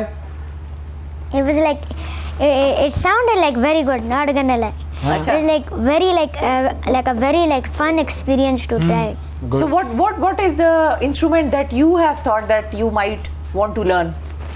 Probably a violin or a guitar. हाँ, ये गिटार और वायलिन में फर्क क्या है? एक में इंसान की उंगलियों से आपने वो करना है और इसमें है ये एक like एक wooden stick का इस्तेमाल करना है, इस तरह इस्तेमाल। यस, बिल्कुल। But I think एक ना violin is more like harder to master. जिनसे पूछते हैं, he will tell us। बिल्कुल बिल्कुल, कौन सा ज्यादा सही कह रहे मुश्किल हैं है? कि ये सिर्फ पोजीशन की वजह से मुश्किल है। अच्छा, कि आपको शोल्डर आखिर तक जाता है। हाँ। और आपको लाइक इस तरह कर कर आपको लाइक ना आपको ऑल ऑफ लाइक आपको करेक्ट जगह में आपको डालना पड़ता है ना करने के लिए। बिल्कुल सही। और इसके क्वालिटी है कि जब आप वायलिन सीख लेते हैं तो ऑटोमेटिकली गिटार बजाने लग जाते हैं। सुर तो वही है, ये उनसे छोटा और पूरी दुनिया है इसमें। तो एकेडमीज हैं ऐसी जहाँ बच्चे जाकर सीख सके?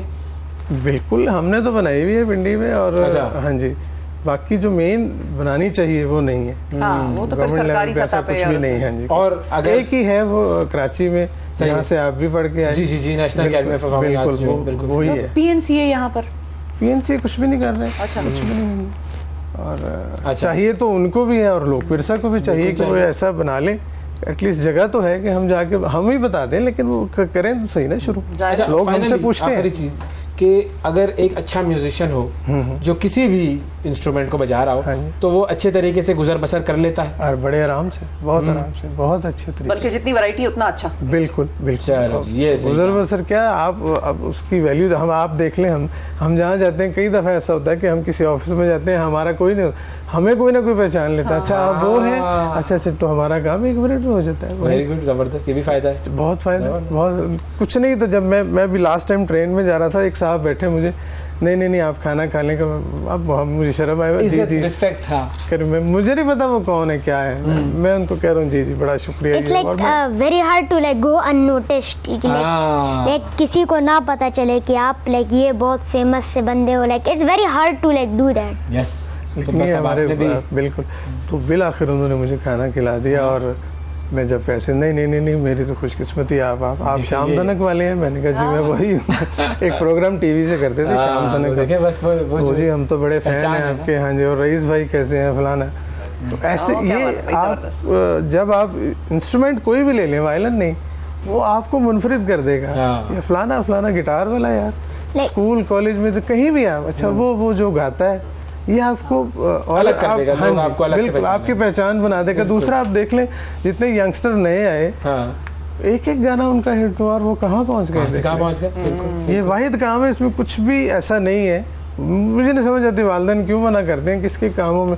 वो आप चले जाएं किसी और तरफ, स्नूकर ही ले लें एक मिसाल है, स्पोर्ट्स ले लें, कुछ ना कुछ लगा के खेल, वो अच्छा ये है। मेहनत शदीद करनी है। हाँ, इसमें और मेहनत आप करेंगे तो आप किसी भी काम में आगे जाएंगे। इस काम में भी वही। इससे नहीं है कि लाइक आपको वही ही चीज आ जाएगी जो ही आपने उसको लाइक टच किया या फिर आपने उसको देखा। इसमें मेहनत बहुत लगती है। मगर अगर आपको लाइक ना आपने अच्छी तरीके से आपने ऑब्जर्व किया तो फिर आपको तो लाइक उसके रूल्स आ सकते हैं, मगर आपको ट्रेनिंग करनी पड़ती है ताकि आप उसमें आप असली में आप अच्छे हो जाओ। ये बात की है। इनको किसी बड़े शो पे बिठाएं, ये हमारे साथ को-एंकर होंगे बस। बेहतरीन, थैंक यू सर, बहुत शुक्रिया जमील साहब। इसाक, वेरी गुड, आपने बड़ी अच्छी बात की। बहुत अच्छा, बहुत गुड, थैंक यू।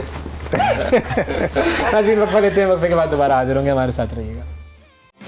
सुबह सवेरे पाकिस्तान, सुबह सवेरे पाकिस्तान, सुबह सवेरे पाकिस्तान। वेलकम बैक जी। समर कैंप चल रहा है और प्यारे प्यारे बच्चे हमारे स्टूडियो में मौजूद हैं। स्टूडियो हमारा किलकारियों से गूंज रहा है, उनको चुप कराना पड़ रहा है। अभी देखो हम कोई हमने कोई इतने छोटे छोटे बच्चे तो नहीं है जो तो वैसे हर जितनी भी उम्र बच्चे की हो वो उसका हंसना किलकारी ही कहलाएगा। और क्या कहेंगे आप बताएं मुझे? गिगल तो होगा ना अंग्रेजी में, इंग्लिश में गिगल तो उर्दू में। ओके तो खैर एनीवे अब हम बढ़ते हैं अपने अगले सेगमेंट की तरफ और अब हम बच्चों को दिखाएंगे कुछ तस्वीरें। हमें ज्वाइन की है बख्तावर आमिर ने और ज़हरा एहसन ने। अस्सलाम वालेकुम। क्या हाल है? ठीक ठाक है जी? परेशान तो नहीं है? नहीं। अगर है तो हम तो कुछ नहीं कर सकते ना, आप तो वी आर लाइव। खैर आज सुबह से हम कह रहे हैं खैर होता है, इट हैपेंस। आपकी क्या उम्रें हैं और क्या आप लोगों के इंटरेस्ट हैं पहले आप बताएं। 13 और आर्ट्स और sports. Arts and sports, okay. कौन सा स्पोर्ट्स?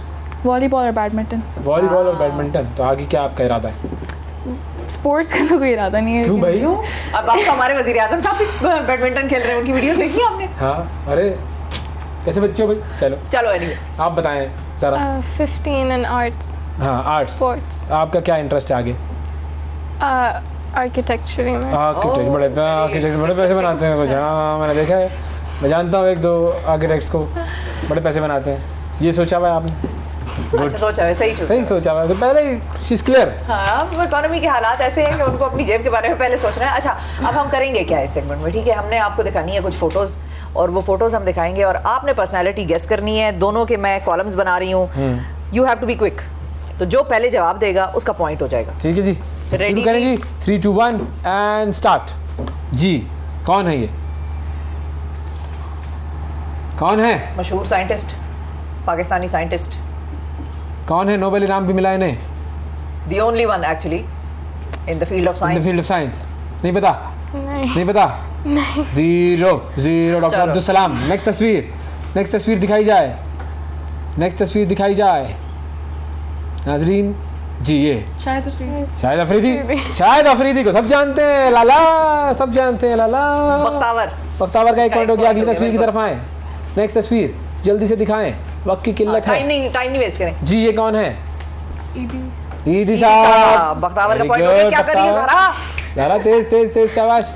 ओके नेक्स्ट तस्वीर आइए बताइए। मलाला यूसुफ से ये तस्वीर का तो जवाब पहले दिखा चुके, फिर वही तस्वीर दिखा रहे। चलो तीसरा पॉइंट दे दिया मुफ्त में बख्तावर को। लेकिन चलो आप क्यों इतनी स्लो है? तेज पकड़े, तेजी फौरन स्पीड। और थोड़ा जोर से बोलिएगा, ठीक है?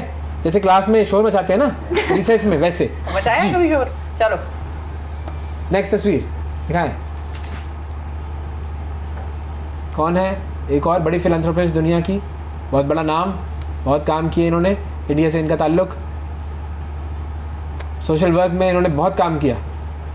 इनके नाम के साथ मदर लगा हुआ है। बिल्कुल मदर, उसी नाम से ही लोग कह देते हैं भाई तुम तो वही बन गई हो। टेरेसा।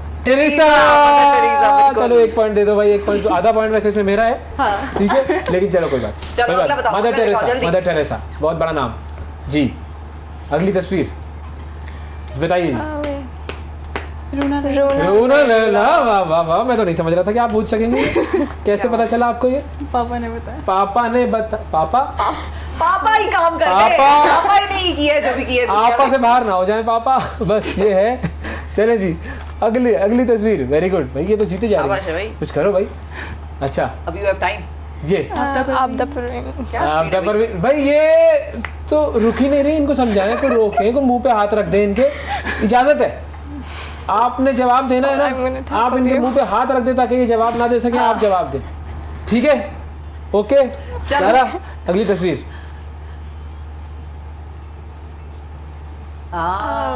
पोएट। हाँ, आ रहा है कुछ, आ रहा है। आपने नहीं बोलना, और ये तो उनके लिहाज में ही खामोश रह जाओ यार। बताओ, ज़हरा बताएगी, इसका तो जवाब ही ज़हरा देगी। कौन? अहमद फराज। वाह भाई, वाह जबरदस्त, शाबाश। ज़हरा का टेक्निकली दूसरा पॉइंट हुआ है और ये तो बड़ा वेल अर्न्ड था। जबरदस्त, शाबाश, गुड। अगली तस्वीर। फैज अहमद फैज। किसने पहले जवाब दिया था? मेरा ख्याल है यार खामोश हो जाओ ना। ये क्या कर रही हैं आप? मैच फिक्स करवा रही हैं। ये कैसे पता था आपको? लेकिन जबरदस्त भाई। ये भी पापा ने बताया। पापा सही आदमी, इनके पापा बता रहे हैं। पापा शेर व शायरी और हाँ म्यूजिक में काफी दिलचस्पी रखते हैं। क्या करते हैं पापा? इंजीनियर। अच्छा, और आपके? बिजनेसमैन। बिजनेस में पैसे कमाने में लगे रहेंगे, कहाँ म्यूजिक सुनेंगे वो? उनको कहाँ टाइम मिलेगा? चलो भाई अगली दिखाओ तस्वीर जल्दी जल्दी। अमजद साहब बस कर लो, सारे म्यूजिशियंस रख लिए तुम लोगों ने। इधर तो पूरी दुकान बैठी है म्यूजिक वेरी की। Good very good very good. सारी डिक्शनरी है पूरी। नंबरों की लाइन खत्म हो गई है तकरीबन। अगला अगला अगला बताइए चले। Very good. ये मिर्जा गालिब। मिर्जा गालिब। गालिब का कोई शेर तो क्या सुना बात दो। नहीं आता। हर एक बात पे कहते हो तुम कि तू क्या है, तुम ही कहो कि ये अंदाज़े गुफ्तगू क्या है। वाह वाह। वाह वाह वाह वाह भी करना होता है जोर से। वाह वाह चलो वाह। लास्ट फोटो है जी हमारी आज की। हमने माना दिखाएं। कि कुछ नहीं गालिब, मुफ्त हाथ आए तो बुरा क्या है। वाह वाह। वाह वाह वाह वाह वाह। वाह वाह, जरा जोर से करना होता है। अगली आखिरी तस्वीर दिखाते हैं चले। शाहजहां। कौन? नूरजहां। नहीं पहले क्या बोला था? शाहजहां। नूरजहां को शाहजहां बना दिया नाज़रीन इन्होंने। शाहजहां ने अपनी कवर में यूं जो अंगड़ाई और करवट ली होगी ना, इसका अंदाजा आप नहीं लगा सकते, लेकिन आपने इनको नूरजहां कर दिया। और कोई मुकदमा किसी ने करना हो तो जवाब इन्होंने दिया, हमने कुछ नहीं किया। जहां जहां ये प्रोग्राम देखा जा रहा है वहां वहां नूरजहां और शाहजहां का एक अजीब मामला है नाजरीन। लेकिन फिर ये बच्चे हैं नाजरीन और लेकिन बहुत सारी चीजें पता थी। Very good. बिल्कुल, अहमद बहुत फराज वाला खासतौर पे आपने वेरी गुड, बहुत अच्छा। गालिब का गालिब वाला बहुत अच्छा, वेरी गुड। अब और तो फैज कर रहे होगे ना सयाको सबाक, और शायर इस शेर में ये कहते हैं नहीं वो नहीं कर रहे। उर्दू में अशार नहीं पढ़े। नहीं ओ लेवल्स है ना तो ओ लेवल में तो उर्दू का तो मसला ये है, ओ लेवल में उर्दू नहीं, तो उर्दू होती है ना, हार्ड Easy उर्दू होती है और ना। सेकंड लैंग्वेज होती है तो फिर अच्छा Urdu is a second language. लेकिन उसके बावजूद अगर आपको अहमद फराज और इनका पता था तो फिर तो भाई गुड, तालियां बजती। शाबाश जी, शाबाश। अच्छा जी, थैंक यू, बहुत शुक्रिया। Bakhtawar clearly wins the round. और इसी के साथ स्पीड अप अगली दफा और नाश्ता करके, ठीक है, खा पी के भरपूर वक्त की तरफ चलते हैं। वक्त के बाद आपसे दोबारा मिलेंगे। Stay with us.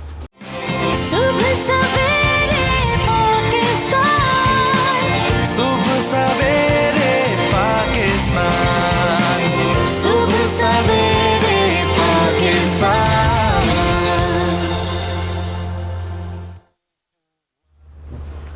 Welcome back. सुबह सवेरे पाकिस्तान में एक मरतबा फिर खुशामदीद। मजीद 2 बच्चे हमारे पास आ चुके हैं। बच्चों की तादाद में हमारे यहाँ पे जो है वैरायटी और इजाफा होते जा रहा है। और अब जो 2 बच्चे हैं उनसे जरा बात करते हैं। कौन है जी? हमारे साथ मोहम्मद ताहा रहमान है। अस्सलाम वालेकुम ताहा। वालेकुम सलाम। और हमारे साथ आमना खान मौजूद है। अस्सलाम वालेकुम आमना। वालेकुम अस्सलाम। Welcome to the programme.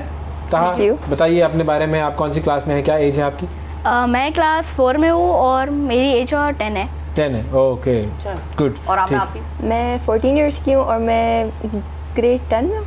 ठीक अच्छा, है, इतना तो अब आप दोनों का मुकाबला होगा तो आप तो जीत जाएंगी, मुझे तो लग रहा है। ये बहुत तेज बोलता है। बहुत तेज बोलता है। अच्छा, स्पीड है, देखें बहुत तेज whatever we are doing here, speed matters. अभी क्वेश्चन ही कंप्लीट हुआ और उसने आंसर दिया होगा ऑलरेडी। अच्छा, speed and reliability both matter वो एक्चुअली। जो पिछली दफा आपका एक आया था ना, वो जो पिछली दफा आपका एक आया था, एक ग्रीन लड़की को और एक और, हाँ हाँ हाँ, और उसने बहुत तेजी से आंसर बता दिया। फौरन वो हाँ, जवाब। इस तरह वो हाँ ऐसे ही। चलो। ओके, अच्छा। तकरीबन क्लास में भी ऐसे ही करते हो? क्लास में अच्छे रैंक आते हैं, इसका मतलब है तुम्हारे? क्या बनना है बड़े होके, क्या बनना है? साइंटिस्ट। साइंटिस्ट। साइंटिस्ट है। और आप? पैथोलॉजिस्ट। चलो, एक तो डॉक्टर है और एक साइंटिस्ट है, ठीक है। ठीक है, good, very good, very good. पर साइंटिस्ट बनने के लिए सबसे पहले डॉक्टर बनना होता है। जरूरी तो नहीं है। शायद, भाई मुझे क्या पता, मैं तो नहीं हूँ साइंटिस्ट, तो आप बताएंगे। आप बताएं। ऐसे ही होता है। कौन सा साइंटिस्ट? साइंस की बहुत सारी फील्ड्स है ना। हाँ, नासा वासा में अगर जाना है, you don't have to be a space scientist होगा, unless you are going for the PhD degree. Computer scientist भी हो सकता है। और मैं तो सोच रहा हूँ मैं कंप्यूटर वाला बनूं। कंप्यूटर वाला, हाँ, ज़्यादा, हाँ ठीक है। IT, you like IT? Good. क्या तो जनरल नॉलेज से आप लोगों का कितना लिंक है? लिंक है? स्कूल में कोई सब्जेक्ट है जीके वगैरह, कुछ इस तरह की चीज़? नहीं, स्कूल में नहीं है। लेकिन वैसे ही फिर आप वैसे है। हाँ, कभी किसी जनरल नॉलेज कंपटीशन में हिस्सा लिया? कभी नहीं लिया हिस्सा? चलो आज ले लिया। आपने कभी लिया? मुझे नहीं पता, शायद लिया होगा। अच्छा, शायद लिया होगा। अपने बारे में बात कर रहे हो या अपने नेबर के बारे में बता रहे हो? अपने बारे में। चलो ठीक है, ओके। तो रेडी हैं आप लोग? सवाल हम आपके सामने लेकर आएंगे और जवाब आपने देना है, ठीक है? क्वेश्चंस ऑन द स्क्रीन पर आ जाएगा।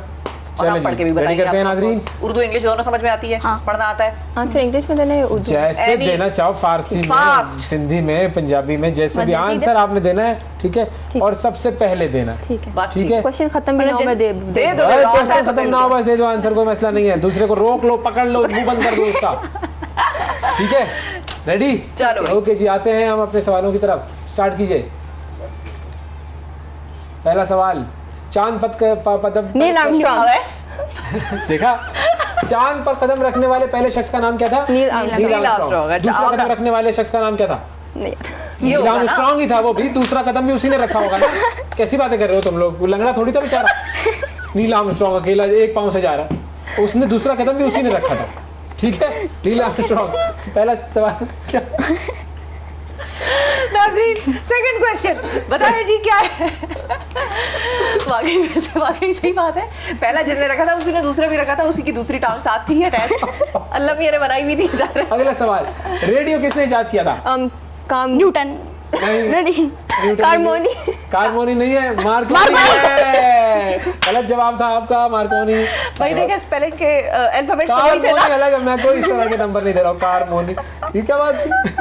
और तुमने न्यूटन को बना दिया। शुक्र है MC² वाला था।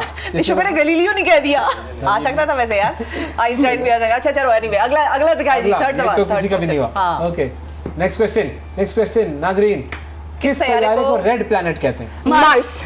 दोनों ने एक साथ बोला, मार्स। मैंने भी वैसे एक साथ ही बोला था। एक नंबर दोनों का हो गया। ठीक है, Aamna on to. Next question question शुरू करते हैं। कशिश शकल के कवानीन किसने दरियाफ्त किए थे? न्यूटन। Isaac Newton. हाँ, उसने वैसे न्यूटन और आइजैक न्यूटन वही हुआ ना। ठीक है, उसके सर पे वो गिरा था ना तरबूज। एप्पल। क्या गिरा था? एप्पल। हाँ, सर पे नहीं गिरा था, जमीन पे गिरा था साथ उसके। तो वो सर पे तो गिरा होता तो सोच ही ना सकता, शायद लग जाती उसको। अगला सवाल नाजरीन, दो बराबर हो चुके हैं। जी, दो हाथ हो गए इधर। जी, पाकिस्तान के झंडे में कितने रंग? दो। और ऐसा कोई साइंसी सवाल लेकर आए हो भाई तुम लोग? आमना का हो गया पॉइंट। आमना उसको ही कर देने। आसान सवाल भी होने चाहिए बीच में। हाँ बिल्कुल। चलो अगला, नेक्स्ट क्वेश्चन। अगला सवाल लाइए। पाकिस्तान का पहला वज़ीर आज़म कौन था? लियाकत अली खान।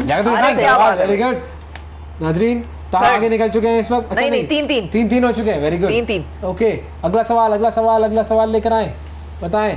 पाकिस्तान का सबसे बड़ा ग्लेशियर कौन सा है? सियाचिन। आपने सिर्फ ये किया इशारा, ये क्या था?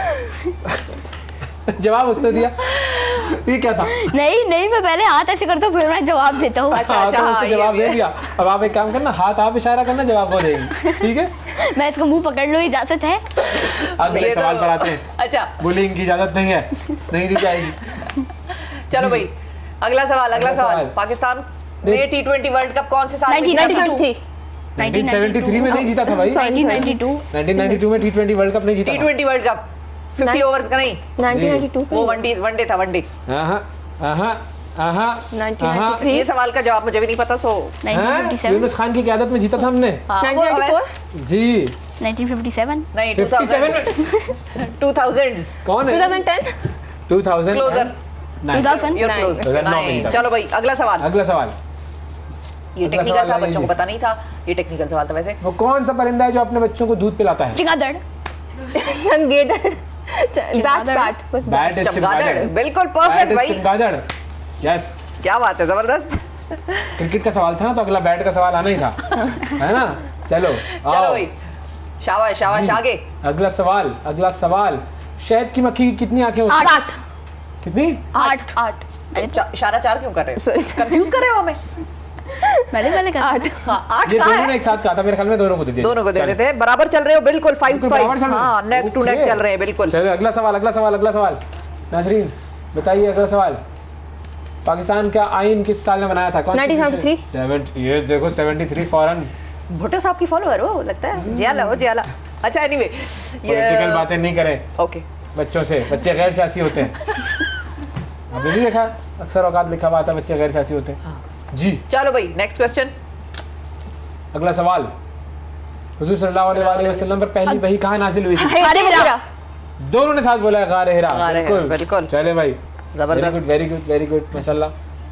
अच्छा सवाल, अच्छा जवाब। अगला सवाल की तरफ जाएंगे। Next question. हुजूर सल्लल्लाहु अलैहि वसल्लम हज़रत खदीजा रज़ी अल्लाह ताला अन्हा, उम्मुल मोमिनीन, हम सब की वालिदा। बिल्कुल। क्या कर रहे हो? जल्दी स्पीड। जी, चलो अगला क्वेश्चन। बच्चों में सबसे पहले किस शख्स ने नमाज पढ़ने? क्या आपने क्या कहा? नमाज पढ़ने का। बच्चों में किसने सबसे पहले हज़रत अली रज़ियल्लाहु अन्हु, बिल्कुल। सबसे पहले इस्लाम को कबूल किया था? बिल्कुल। भी जल्दी ना करो, सवाल सुन लो। क्या कर रही हो? चलो अब 1 पॉइंट का फर्क रह गया। 1 पॉइंट का फर्क नहीं हाँ मतलब आमना इज ऑन 8, ताहा इज ऑन 7। ओहो चले जी रेडी। अभी भी क्लोज अगले सवाल पर आते हैं। इस्लाम के 5 अरकान। ईमान, नमाज, हज, ज़कात। ये देखो ये 5 वाला सवाल तो हो ही नहीं सकता ना, क्योंकि सब बताना शुरू कर देंगे। और उसकी स्पीड है भाई। हाँ तो ये दोनों को दे दें। अच्छा इनको दिया वैसे मैंने नहीं, वो उसने भी फौरन शुरू कर दिया। अच्छा चलो मैं जज कर रहा हूँ इस तरह ना, तो ये एक ऐसा सवाल ना हो क्योंकि वो फिर। चलो भाई चलो अगला सबसे तेज दौड़ने वाला जानवर।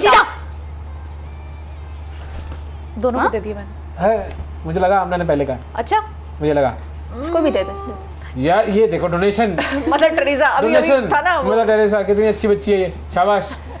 चलो भाई कितने सवाल रह गए? अच्छा जी, एक क्वेश्चन पाकिस्तान अफगानिस्तान के ड्यूरेंट लाइन। उसने बोल दिया लाइन। हाँ उन्होंने पहले कहा बिल्कुल ड्यूरेंट लाइन बोल दिया पहले। चलो आखिरी सवाल की तरफ जाते हैं हम। 1 2 3 जी। कोयले के सबसे बड़े ज़खायर कहाँ हैं? थार पारकर। क्या कर रही हो तुम? गड़बड़ कर रही हो। सही जवाब उसका मैं लूंगा। हाँ ठीक ताहा का बिल्कुल। और हमारे पास हो गए 1 2 3 4 5 6 7 8 9 10 पॉइंट ताहा के। 1 2 3 4 5 6 7 8 9 10 11 पॉइंट आमना के। 1 पॉइंट से आमना जीत गई, लेकिन दोनों ने बहुत अच्छा मुकाबला किया। वेरी गुड, जबरदस्त स्पीड थी, जबरदस्त नॉलेज थी दोनों की। Very good, I like it. आप दोनों जो है घर में कौन पढ़ाता है आपको? पापा पढ़ाते हैं। पापा मामा? मैं तो नहीं पढ़ाता। पापा भी ठीक काम कर रहे हैं और मामा भी ठीक काम कर रही है। मैं एक्चुअली जज ये करना चाह रही थी कि क्या दोनों को मामा ही पढ़ाती हैं या पापा ही पढ़ाते हैं, लेकिन दोनों जेंडर्स ने कमाल काम किया भाई। वेरी गुड, शाबाश। आप लोग इसी तरीके से अच्छा काम करते रहें और जो आपके ख्वाब हैं वो जरूर पूरे हों। बुलिंग नहीं करनी, ठीक है? ओके डन, तय कर लिया है लाइव टीवी पर। आज के बाद कभी बुलिंग नहीं करूँगा। बताओ, बोलो। नहीं करूँगा। आज के बाद कभी बुलिंग नहीं करूँगा। अरे क्या बात है, सबका पक्का दोस्त बनूंगा। बोलो। आज के बाद मैं सबका पक्का दोस्त बनूंगा। आज के बाद सबकी हेल्प करूंगा। आज के बाद सबकी हेल्प करूंगा सिवाय मेरे दुश्मन। दुश्मन की भी मदद होती है ना, उसको अच्छी चीज सिखाना ताकि वो ठीक हो जाए। पर अगर वो माने ना मेरी बात, ना माने तो ओके, उसको कहना खैर बाय बाय, जैसे हम अभी कर रहे हैं बाय बाय। ठीक है, आप दोनों को बाय बाय। वक्फा लेते हैं, वक्फे के बाद दोबारा हाजिर होंगे। Stay with us. सुबह सवेरे पाकिस्तान, सुबह सवेरे पाकिस्तान, सुबह सवेरे पाकिस्तान। वेलकम बैक जी। सुबह सवेरे पाकिस्तान में एक मरतबा फिर खुशामदीद। अब एक मरतबा फिर हम ज़रा बात करेंगे कि बच्चों का जिस तरीके से इस्तेहसाल हमारे माशरे में होता है, ज़ाहिर है बच्चे जितने प्यारे होते हैं उतने ही कमज़ोर भी होते हैं, और इसी वजह से बच्चों से बहुत सारे मुख्तलिफ़ किस्म के इस्तेहसाल का उनको सामना रहता है। उनको तालीम देने के बजाय उनसे मेहनत मजदूरी करवाई जाती है। ये भी एक इस्तेहसाल है, पाकिस्तान में बड़ा आम है। और एक अंदाज़े के मुताबिक पाकिस्तान में कम आमदनी वाले ममालिक में 9% बच्चे ऐसे हैं कि जो कि मेहनत मजदूरी करने पर मजबूर हैं। अभी गुज़िश्ता रोज़ चाइल्ड लेबर डे था, तो उसके ख़िलाफ़ जो है वो आलमी दिन मनाया गया था, और इस मौके पर चाइल्ड प्रोटेक्शन ब्यूरो की चेयरपर्सन सारा अहमद साहिबा ने लिबर्टी चौक पर एक वॉक की क़यादत की थी। और इस वॉक का मकसद ये था कि चाइल्ड लेबर के ख़िलाफ़ जो है वो आगाही हम पैदा करें। चाइल्ड प्रोटेक्शन ब्यूरो की चेयरपर्सन सारा अहमद साहिबा हमारे साथ मौजूद हैं, इनसे बात करते हैं। अस्सलाम वालेकुम सारा। वालेकुम अस्सलाम जी। बहुत शुक्रिया सारा, आपने वक्त निकाला। सबसे पहले तो बड़ा अहम आपने इनिशिएटिव लिया कि चाइल्ड प्रोटेक्शन ब्यूरो की जानिब से ये वॉक का इनेकाद किया गया। बताइएगा पर्पस क्या था, क्या चीज़ आपके माइंड में थी, क्या आउटकम अचीव करना चाहते थे आप लोग इस वॉक से? जी, एक तो thank you for having me on your show. आप बड़ा मैं अप्रिशिएट करती हूँ आपके शो को भी कि आप इतने इम्पोर्टेंट जो टॉपिक हमारे बच्चों का है, जो हमारे सोसाइटी का एक कमज़ोर तबका है, उसको जो है उसकी अवेयरनेस के लिए आप ये शो जो है इसमें आप इंक्लूड करते हैं ये टॉपिक। कल जो हमने जून 12 को जो world day on child labour मनाया जाता है पूरे आलमी सतह पे, इस दिन हमने जो आगाही वॉक जो है वो रखी, ऑर्गेनाइज़ की लाहौर में और पूरे पंजाब में, नॉट जस्ट लाहौर, जितने हमारे डिस्ट्रिक्ट्स में सेंटर्स हैं हर जगह यहाँ पे एक ही दिन हमने वॉक रखी। इसका मकसद था कि लोगों तक ये पहुँचाएं बात कि बच्चे अहमियत रखते हैं, बच्चे उतने ही इम्पोर्टेंट हैं जितने अडल्ट इम्पोर्टेंट हैं, और जो मुआशरा अपने बच्चे को बच्चों की हिफाजत नहीं कर सकता वो तरक्की नहीं कर सकता। We all believe in it. आप भी मुझसे एग्री करेंगे इस बात पे। इसलिए हमने कल आगाही वॉक रखी against child labour, child abuse, child trafficking and child beggary. जितने भी इश्यूज जो हमें नज़र आते हैं ज़्यादा, जिनको कॉम्बैट करने के लिए चाइल्ड प्रोटेक्शन वेलफेयर ब्यूरो मेरा डिपार्टमेंट काम कर रहा है, उनके लिए हमने ये वॉक रखी और इस वॉक का आउटकम बहुत अच्छा हमें मिला। इट्स वेरी सरप्राइजिंग कि आपको पता है शिफा एंड अवेस के कल टेम्परेचर था लाहौर में 40 डिग्रीज, हमने टाइम रखा था सुबह 10:30 का, it was 40 degrees but still हमारे पास 250 लोग आए। There were 250 people who came in that scorching heat and they were only there to raise voice about our children. उसमें there were people from all segments of the society. अच्छा सारा ये बताएं कि इस वक्त अगर हम स्टैटिस्टिक्स की बात करें तो स्टैटिस्टिक्स हमारे पास कुछ हैं जो कि हम बता सकें अपने नाज़रीन को स्पेसिफिकली पंजाब के हवाले से कि कितने बच्चे जो हैं वो चाइल्ड ट्रैफिक, बिल्कुल चाइल्ड अब्यूज़ जिनके साथ होता है या चाइल्ड लेबर में वो इन्वॉल्व हैं या फिर यूँ कहिए कि चाइल्ड बेगिंग में इन्वॉल्व हैं, भट्टियों पे काम करना हो गया। बिल्कुल जी, पंजाब में जो रिसर्च के मुताबिक 2.5 लाख बच्चे ऐसे हैं जो मजदूरी में मुलविस हैं। 2.5 लाख बच्चे ऐसे हैं जो चाइल्ड लेबर का शिकार है अभी एज ऑफ नाउ, एंड इसमें सिर्फ 40,000 वो हैं जो घरों में मुलाजमत करें, चाइल्ड डोमेस्टिक वर्कर्स जो हैं, और बाकी के लोग ऑफ कोर्स भट्टों पे होते हैं। बाकी के लोग जो हैं, बाकी बच्चे जो मार्केट्स में और वर्कशॉप्स में काम कर रहे हैं, बट सिर्फ घरों की अगर लें 40,000 children are employed as domestic servants. इसके बाद मैं ब्यूरो का डेटा शेयर करना चाहूँगी। चाइल्ड प्रोटेक्शन वेलफेयर ब्यूरो ने पिछले एक साल में 250 से ज़ायद चाइल्ड लेबर के केसेस को एड्रेस किया। जो हमारे पास रिपोर्ट है उनमें इंटरवीन किया। इन बच्चों को हमने पहले तो प्रोटेक्टिव कस्टडी में रखा अपने पास, उसके बाद इनकी काउंसलिंग कराई, फिर जिसने इनको मुलाजमत दी थी उसके खिलाफ FIR करा के उसको अरेस्ट कराया पुलिस के साथ मिलके। एंड ये बच्चे आपको पता है इसमें से 70% बच्चे अभी भी चाइल्ड प्रोटेक्शन ब्यूरो में मौजूद हैं because they refuse to go out, they refuse to go back to their parents, because वो कहते हैं कि अगर हम वापस जाएंगे अपने वालिदैन के पास फिर हमें वो मुलाजमत पर रखवा देंगे और फिर हमारे साथ जो बुरा सलूक होगा, वहाँ तशद्दुद होगा। तो उनके माँ बाप बहुत कोशिश करते हैं उनको लेके जाने की हमारे पास से, लेकिन क्योंकि हमने बहुत अच्छी हमारी कोशिश होती है बेहतरीन फैसिलिटी जिस तरह घरों में बच्चों को दी जाती है वो दें चाइल्ड प्रोटेक्शन ब्यूरो में, तो ऐसे बच्चे जो हैं they stay with us in the bureau. ये अभी भी बच्चे हमारे पास मौजूद हैं। अभी हमारे पास 1200 बच्चे मौजूद हैं पूरे पंजाब में जो सेंटर्स में रह रहे हैं। ये बच्चे वो हैं जो कभी कहीं ना कहीं मुलाजमत कर रहे थे, अब्यूज़ का शिकार हुए या ऑर्फन्स हैं, डिफरेंट कैटेगरीज। जी,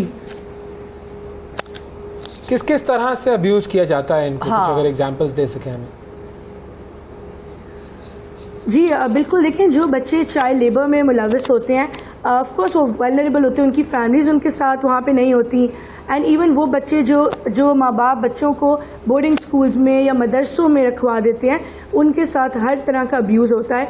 ये होता है कि जो बच्चे मैं एग्जांपल दूंगी, जैसे डोमेस्टिक वर्कर्स के तौर पे जो बच्चे काम कर रहे हैं उनमें क्या होता है, वहाँ पे अगर बच्चे ने इवन फ्रिज से दूध ले लिया बगैर इजाज़त के, मिल्क लेके पी लिया, या कपड़े सही इस्त्री नहीं किए, या उनके बच्चों का सही ख्याल नहीं रखा, तो उनको मारा जाता है। और इतना मारा जाता है कि रिसेंटली भी एक केस आया जिसमें उस बच्ची को जला दिया गया उसकी एम्प्लॉयर ने, और वो पढ़े लिखे लोग ये कर रहे हैं। मतलब सबसे अलार्मिंग बात यह कि जो शऊर रखने वाले एजुकेटेड लोग जला दिया, दैट गर्ल डाई हो जाती है बच्चों की बहुत मरतबा, बहुत सारी मिसालें आपको पता है, डेथ हो जाती है। सारा ये बताएं कि जब आपके पास ये बच्चे आते हैं चाइल्ड ब्यूरो में, प्रोटेक्शन ब्यूरो में, तो आप लोगों ने कितना उन पर काम करना होता है साइकोलॉजिकली? वो किस ट्रॉमा में होते हैं जब वो आपके पास आते हैं या आप लोग उनको अपने आगोश में लेते हैं, तो वो किस तरह से फिर वापस जिंदगी की तरफ आते हैं? नॉर्मलाइज किस तरह करते हैं आप लोग? वो क्या प्रोसेस है आप लोगों का? जी, आपने बड़ा इंपॉर्टेंट क्वेश्चन पूछा है, बड़ा पर्टिनेंट। होता ये है कि ऑफ कोर्स ये बच्चे जब हमारे पास आते हैं, जैसे जब से मैं आई हूँ चाइल्ड प्रोटेक्शन ब्यूरो में 19,000 बच्चे हमने रेस्क्यू किए तकरीबन इन द लास्ट 4 years, जब से मेरा टेन्योर स्टार्ट हुआ। होता ये जब हम बच्चे को पहले लाते हैं अपने इदारे में ब्यूरो में, वो जो है एक डिफरेंट मेंटल स्टेट का शिकार होते हैं, they're under a trauma, and उनको वापस बैक टू लाइफ लाना is very difficult. It's a big challenge, specially those who are abused, चाहे वो सेक्सुअल अब्यूज़ हो या फिजिकल अब्यूज़ हो, उनको वापस लाना बड़ा मुश्किल होता है। शुरू में तो पहले दिन तो वो आते हैं, आपको पता है 1 हफ्ते तक वो बात नहीं करते किसी से, उनसे कुछ बात करना ही बहुत मुश्किल होता है, उनको कुछ खिलाना पिलाना इज़ वेरी टफ, बिकॉज उनकी सारी उम्मीदें ख़त्म हो चुकी होती हैं, वो एक बहुत नेगेटिविटी में होते हैं, एंड दे वेरी डिप्रेस्ड, और उनका कॉन्फिडेंस शैटर हो चुका होता है। तो हमारी टीम है साइकोलॉजिस्ट की, उसके अलावा हमारे साथ बड़े प्राइवेट NGOs भी हमारे साथ जो है वो लाइजॉन में है, जो हमें हेल्प करते हैं इन बच्चों को वापस रिहेबिलिटेशन की तरफ। तो हम उनको डिफरेंट एक्टिविटीज़ में इन्वॉल्व करते हैं, हम अपने दूसरे जो नॉर्मल बच्चे रह रहे हैं उनके साथ इंगेज करते हैं, उनके फील्ड ट्रिप्स कराते हैं, उनकी काउंसलिंग करते हैं ताकि वो वापस जो है ठीक हो सकें और उनको एक पॉजिटिव जो है ना वो साइड ऑफ लाइफ दिखाया जा सके।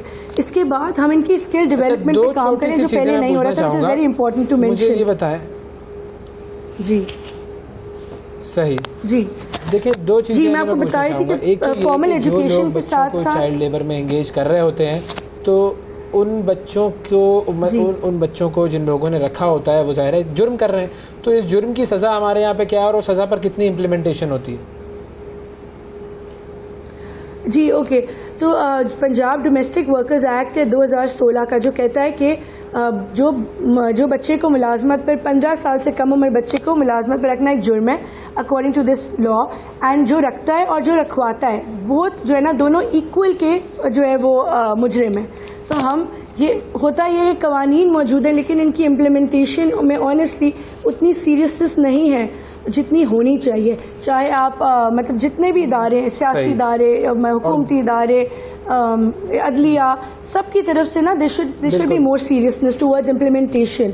तो हम तो जैसे we get the culprit arrested, मतलब जिससे अगर मैं फॉर एग्जांपल रास्ते में किसी को देखूं कि कोई शख्स ऐसा है जो बच्चे के साथ जुल्म कर रहा है, या मैं देखूं कहीं जाते हुए कि मुझे पता चले कि किसी के यहाँ पे चाइल्ड लेबर हो रहा है और वो बच्चे पे जुल्म कर रहे हैं, how do I access child labour जो डिपार्टमेंट है आपका, आपसे कैसे रब्ता करूं मैं और कैसे ये चीज़ आप तक पहुंचाई जाए? जी बिल्कुल, हमारा हेल्पलाइन नंबर है 1121, it's a toll free number and you can call any time, it's 24 hour helpline. हमें लोग इस नंबर पे चाहे चाइल्ड अब्यूज़ का केस हो, चाइल्ड बेगरी का हो, चाइल्ड डोमेस्टिक लेबर वायलेंस का हो, कुछ भी बच्चों से रिलेटेड हो, you can contact us on this number 1121 and our team will immediately be there to rescue that child. That will be our first step कि उसको प्रोटेक्टिव कस्टडी में लिया जाए और उसके बाद जो भी उसका अमल होता है वो हम करते हैं। The best thing about the bureau is, मतलब वन थिंग कि हमारे पास अपने अंदर ही चाइल्ड प्रोटेक्शन कोर्ट है एंड ये साउथ एशिया में वाहिद मॉडल है कि हमारे कोर्ट, हमारा जज अपना है वहाँ बैठता है ब्यूरो के अंदर, ताकि बच्चे की कस्टडी लेने में कोई डिले ना आए और उसके जो भी मामलात हैं वो फौरी हो जाए। डिले ना आए, क्या बात है। बहुत शुक्रिया अदा करेंगे सारा अहमद साहबा हमारे साथ मौजूद थी, चेयरपर्सन चाइल्ड प्रोटेक्शन। और बड़ी अहम बात है जी, जब भी कहीं देखें किसी बच्चे पर जुल्म होता हुआ 1121 इज़ द नंबर, पंजाब के हवाले से ही नंबर है और बाकी सूबों को भी हम एक्सप्लोर करेंगे इस हवाले से।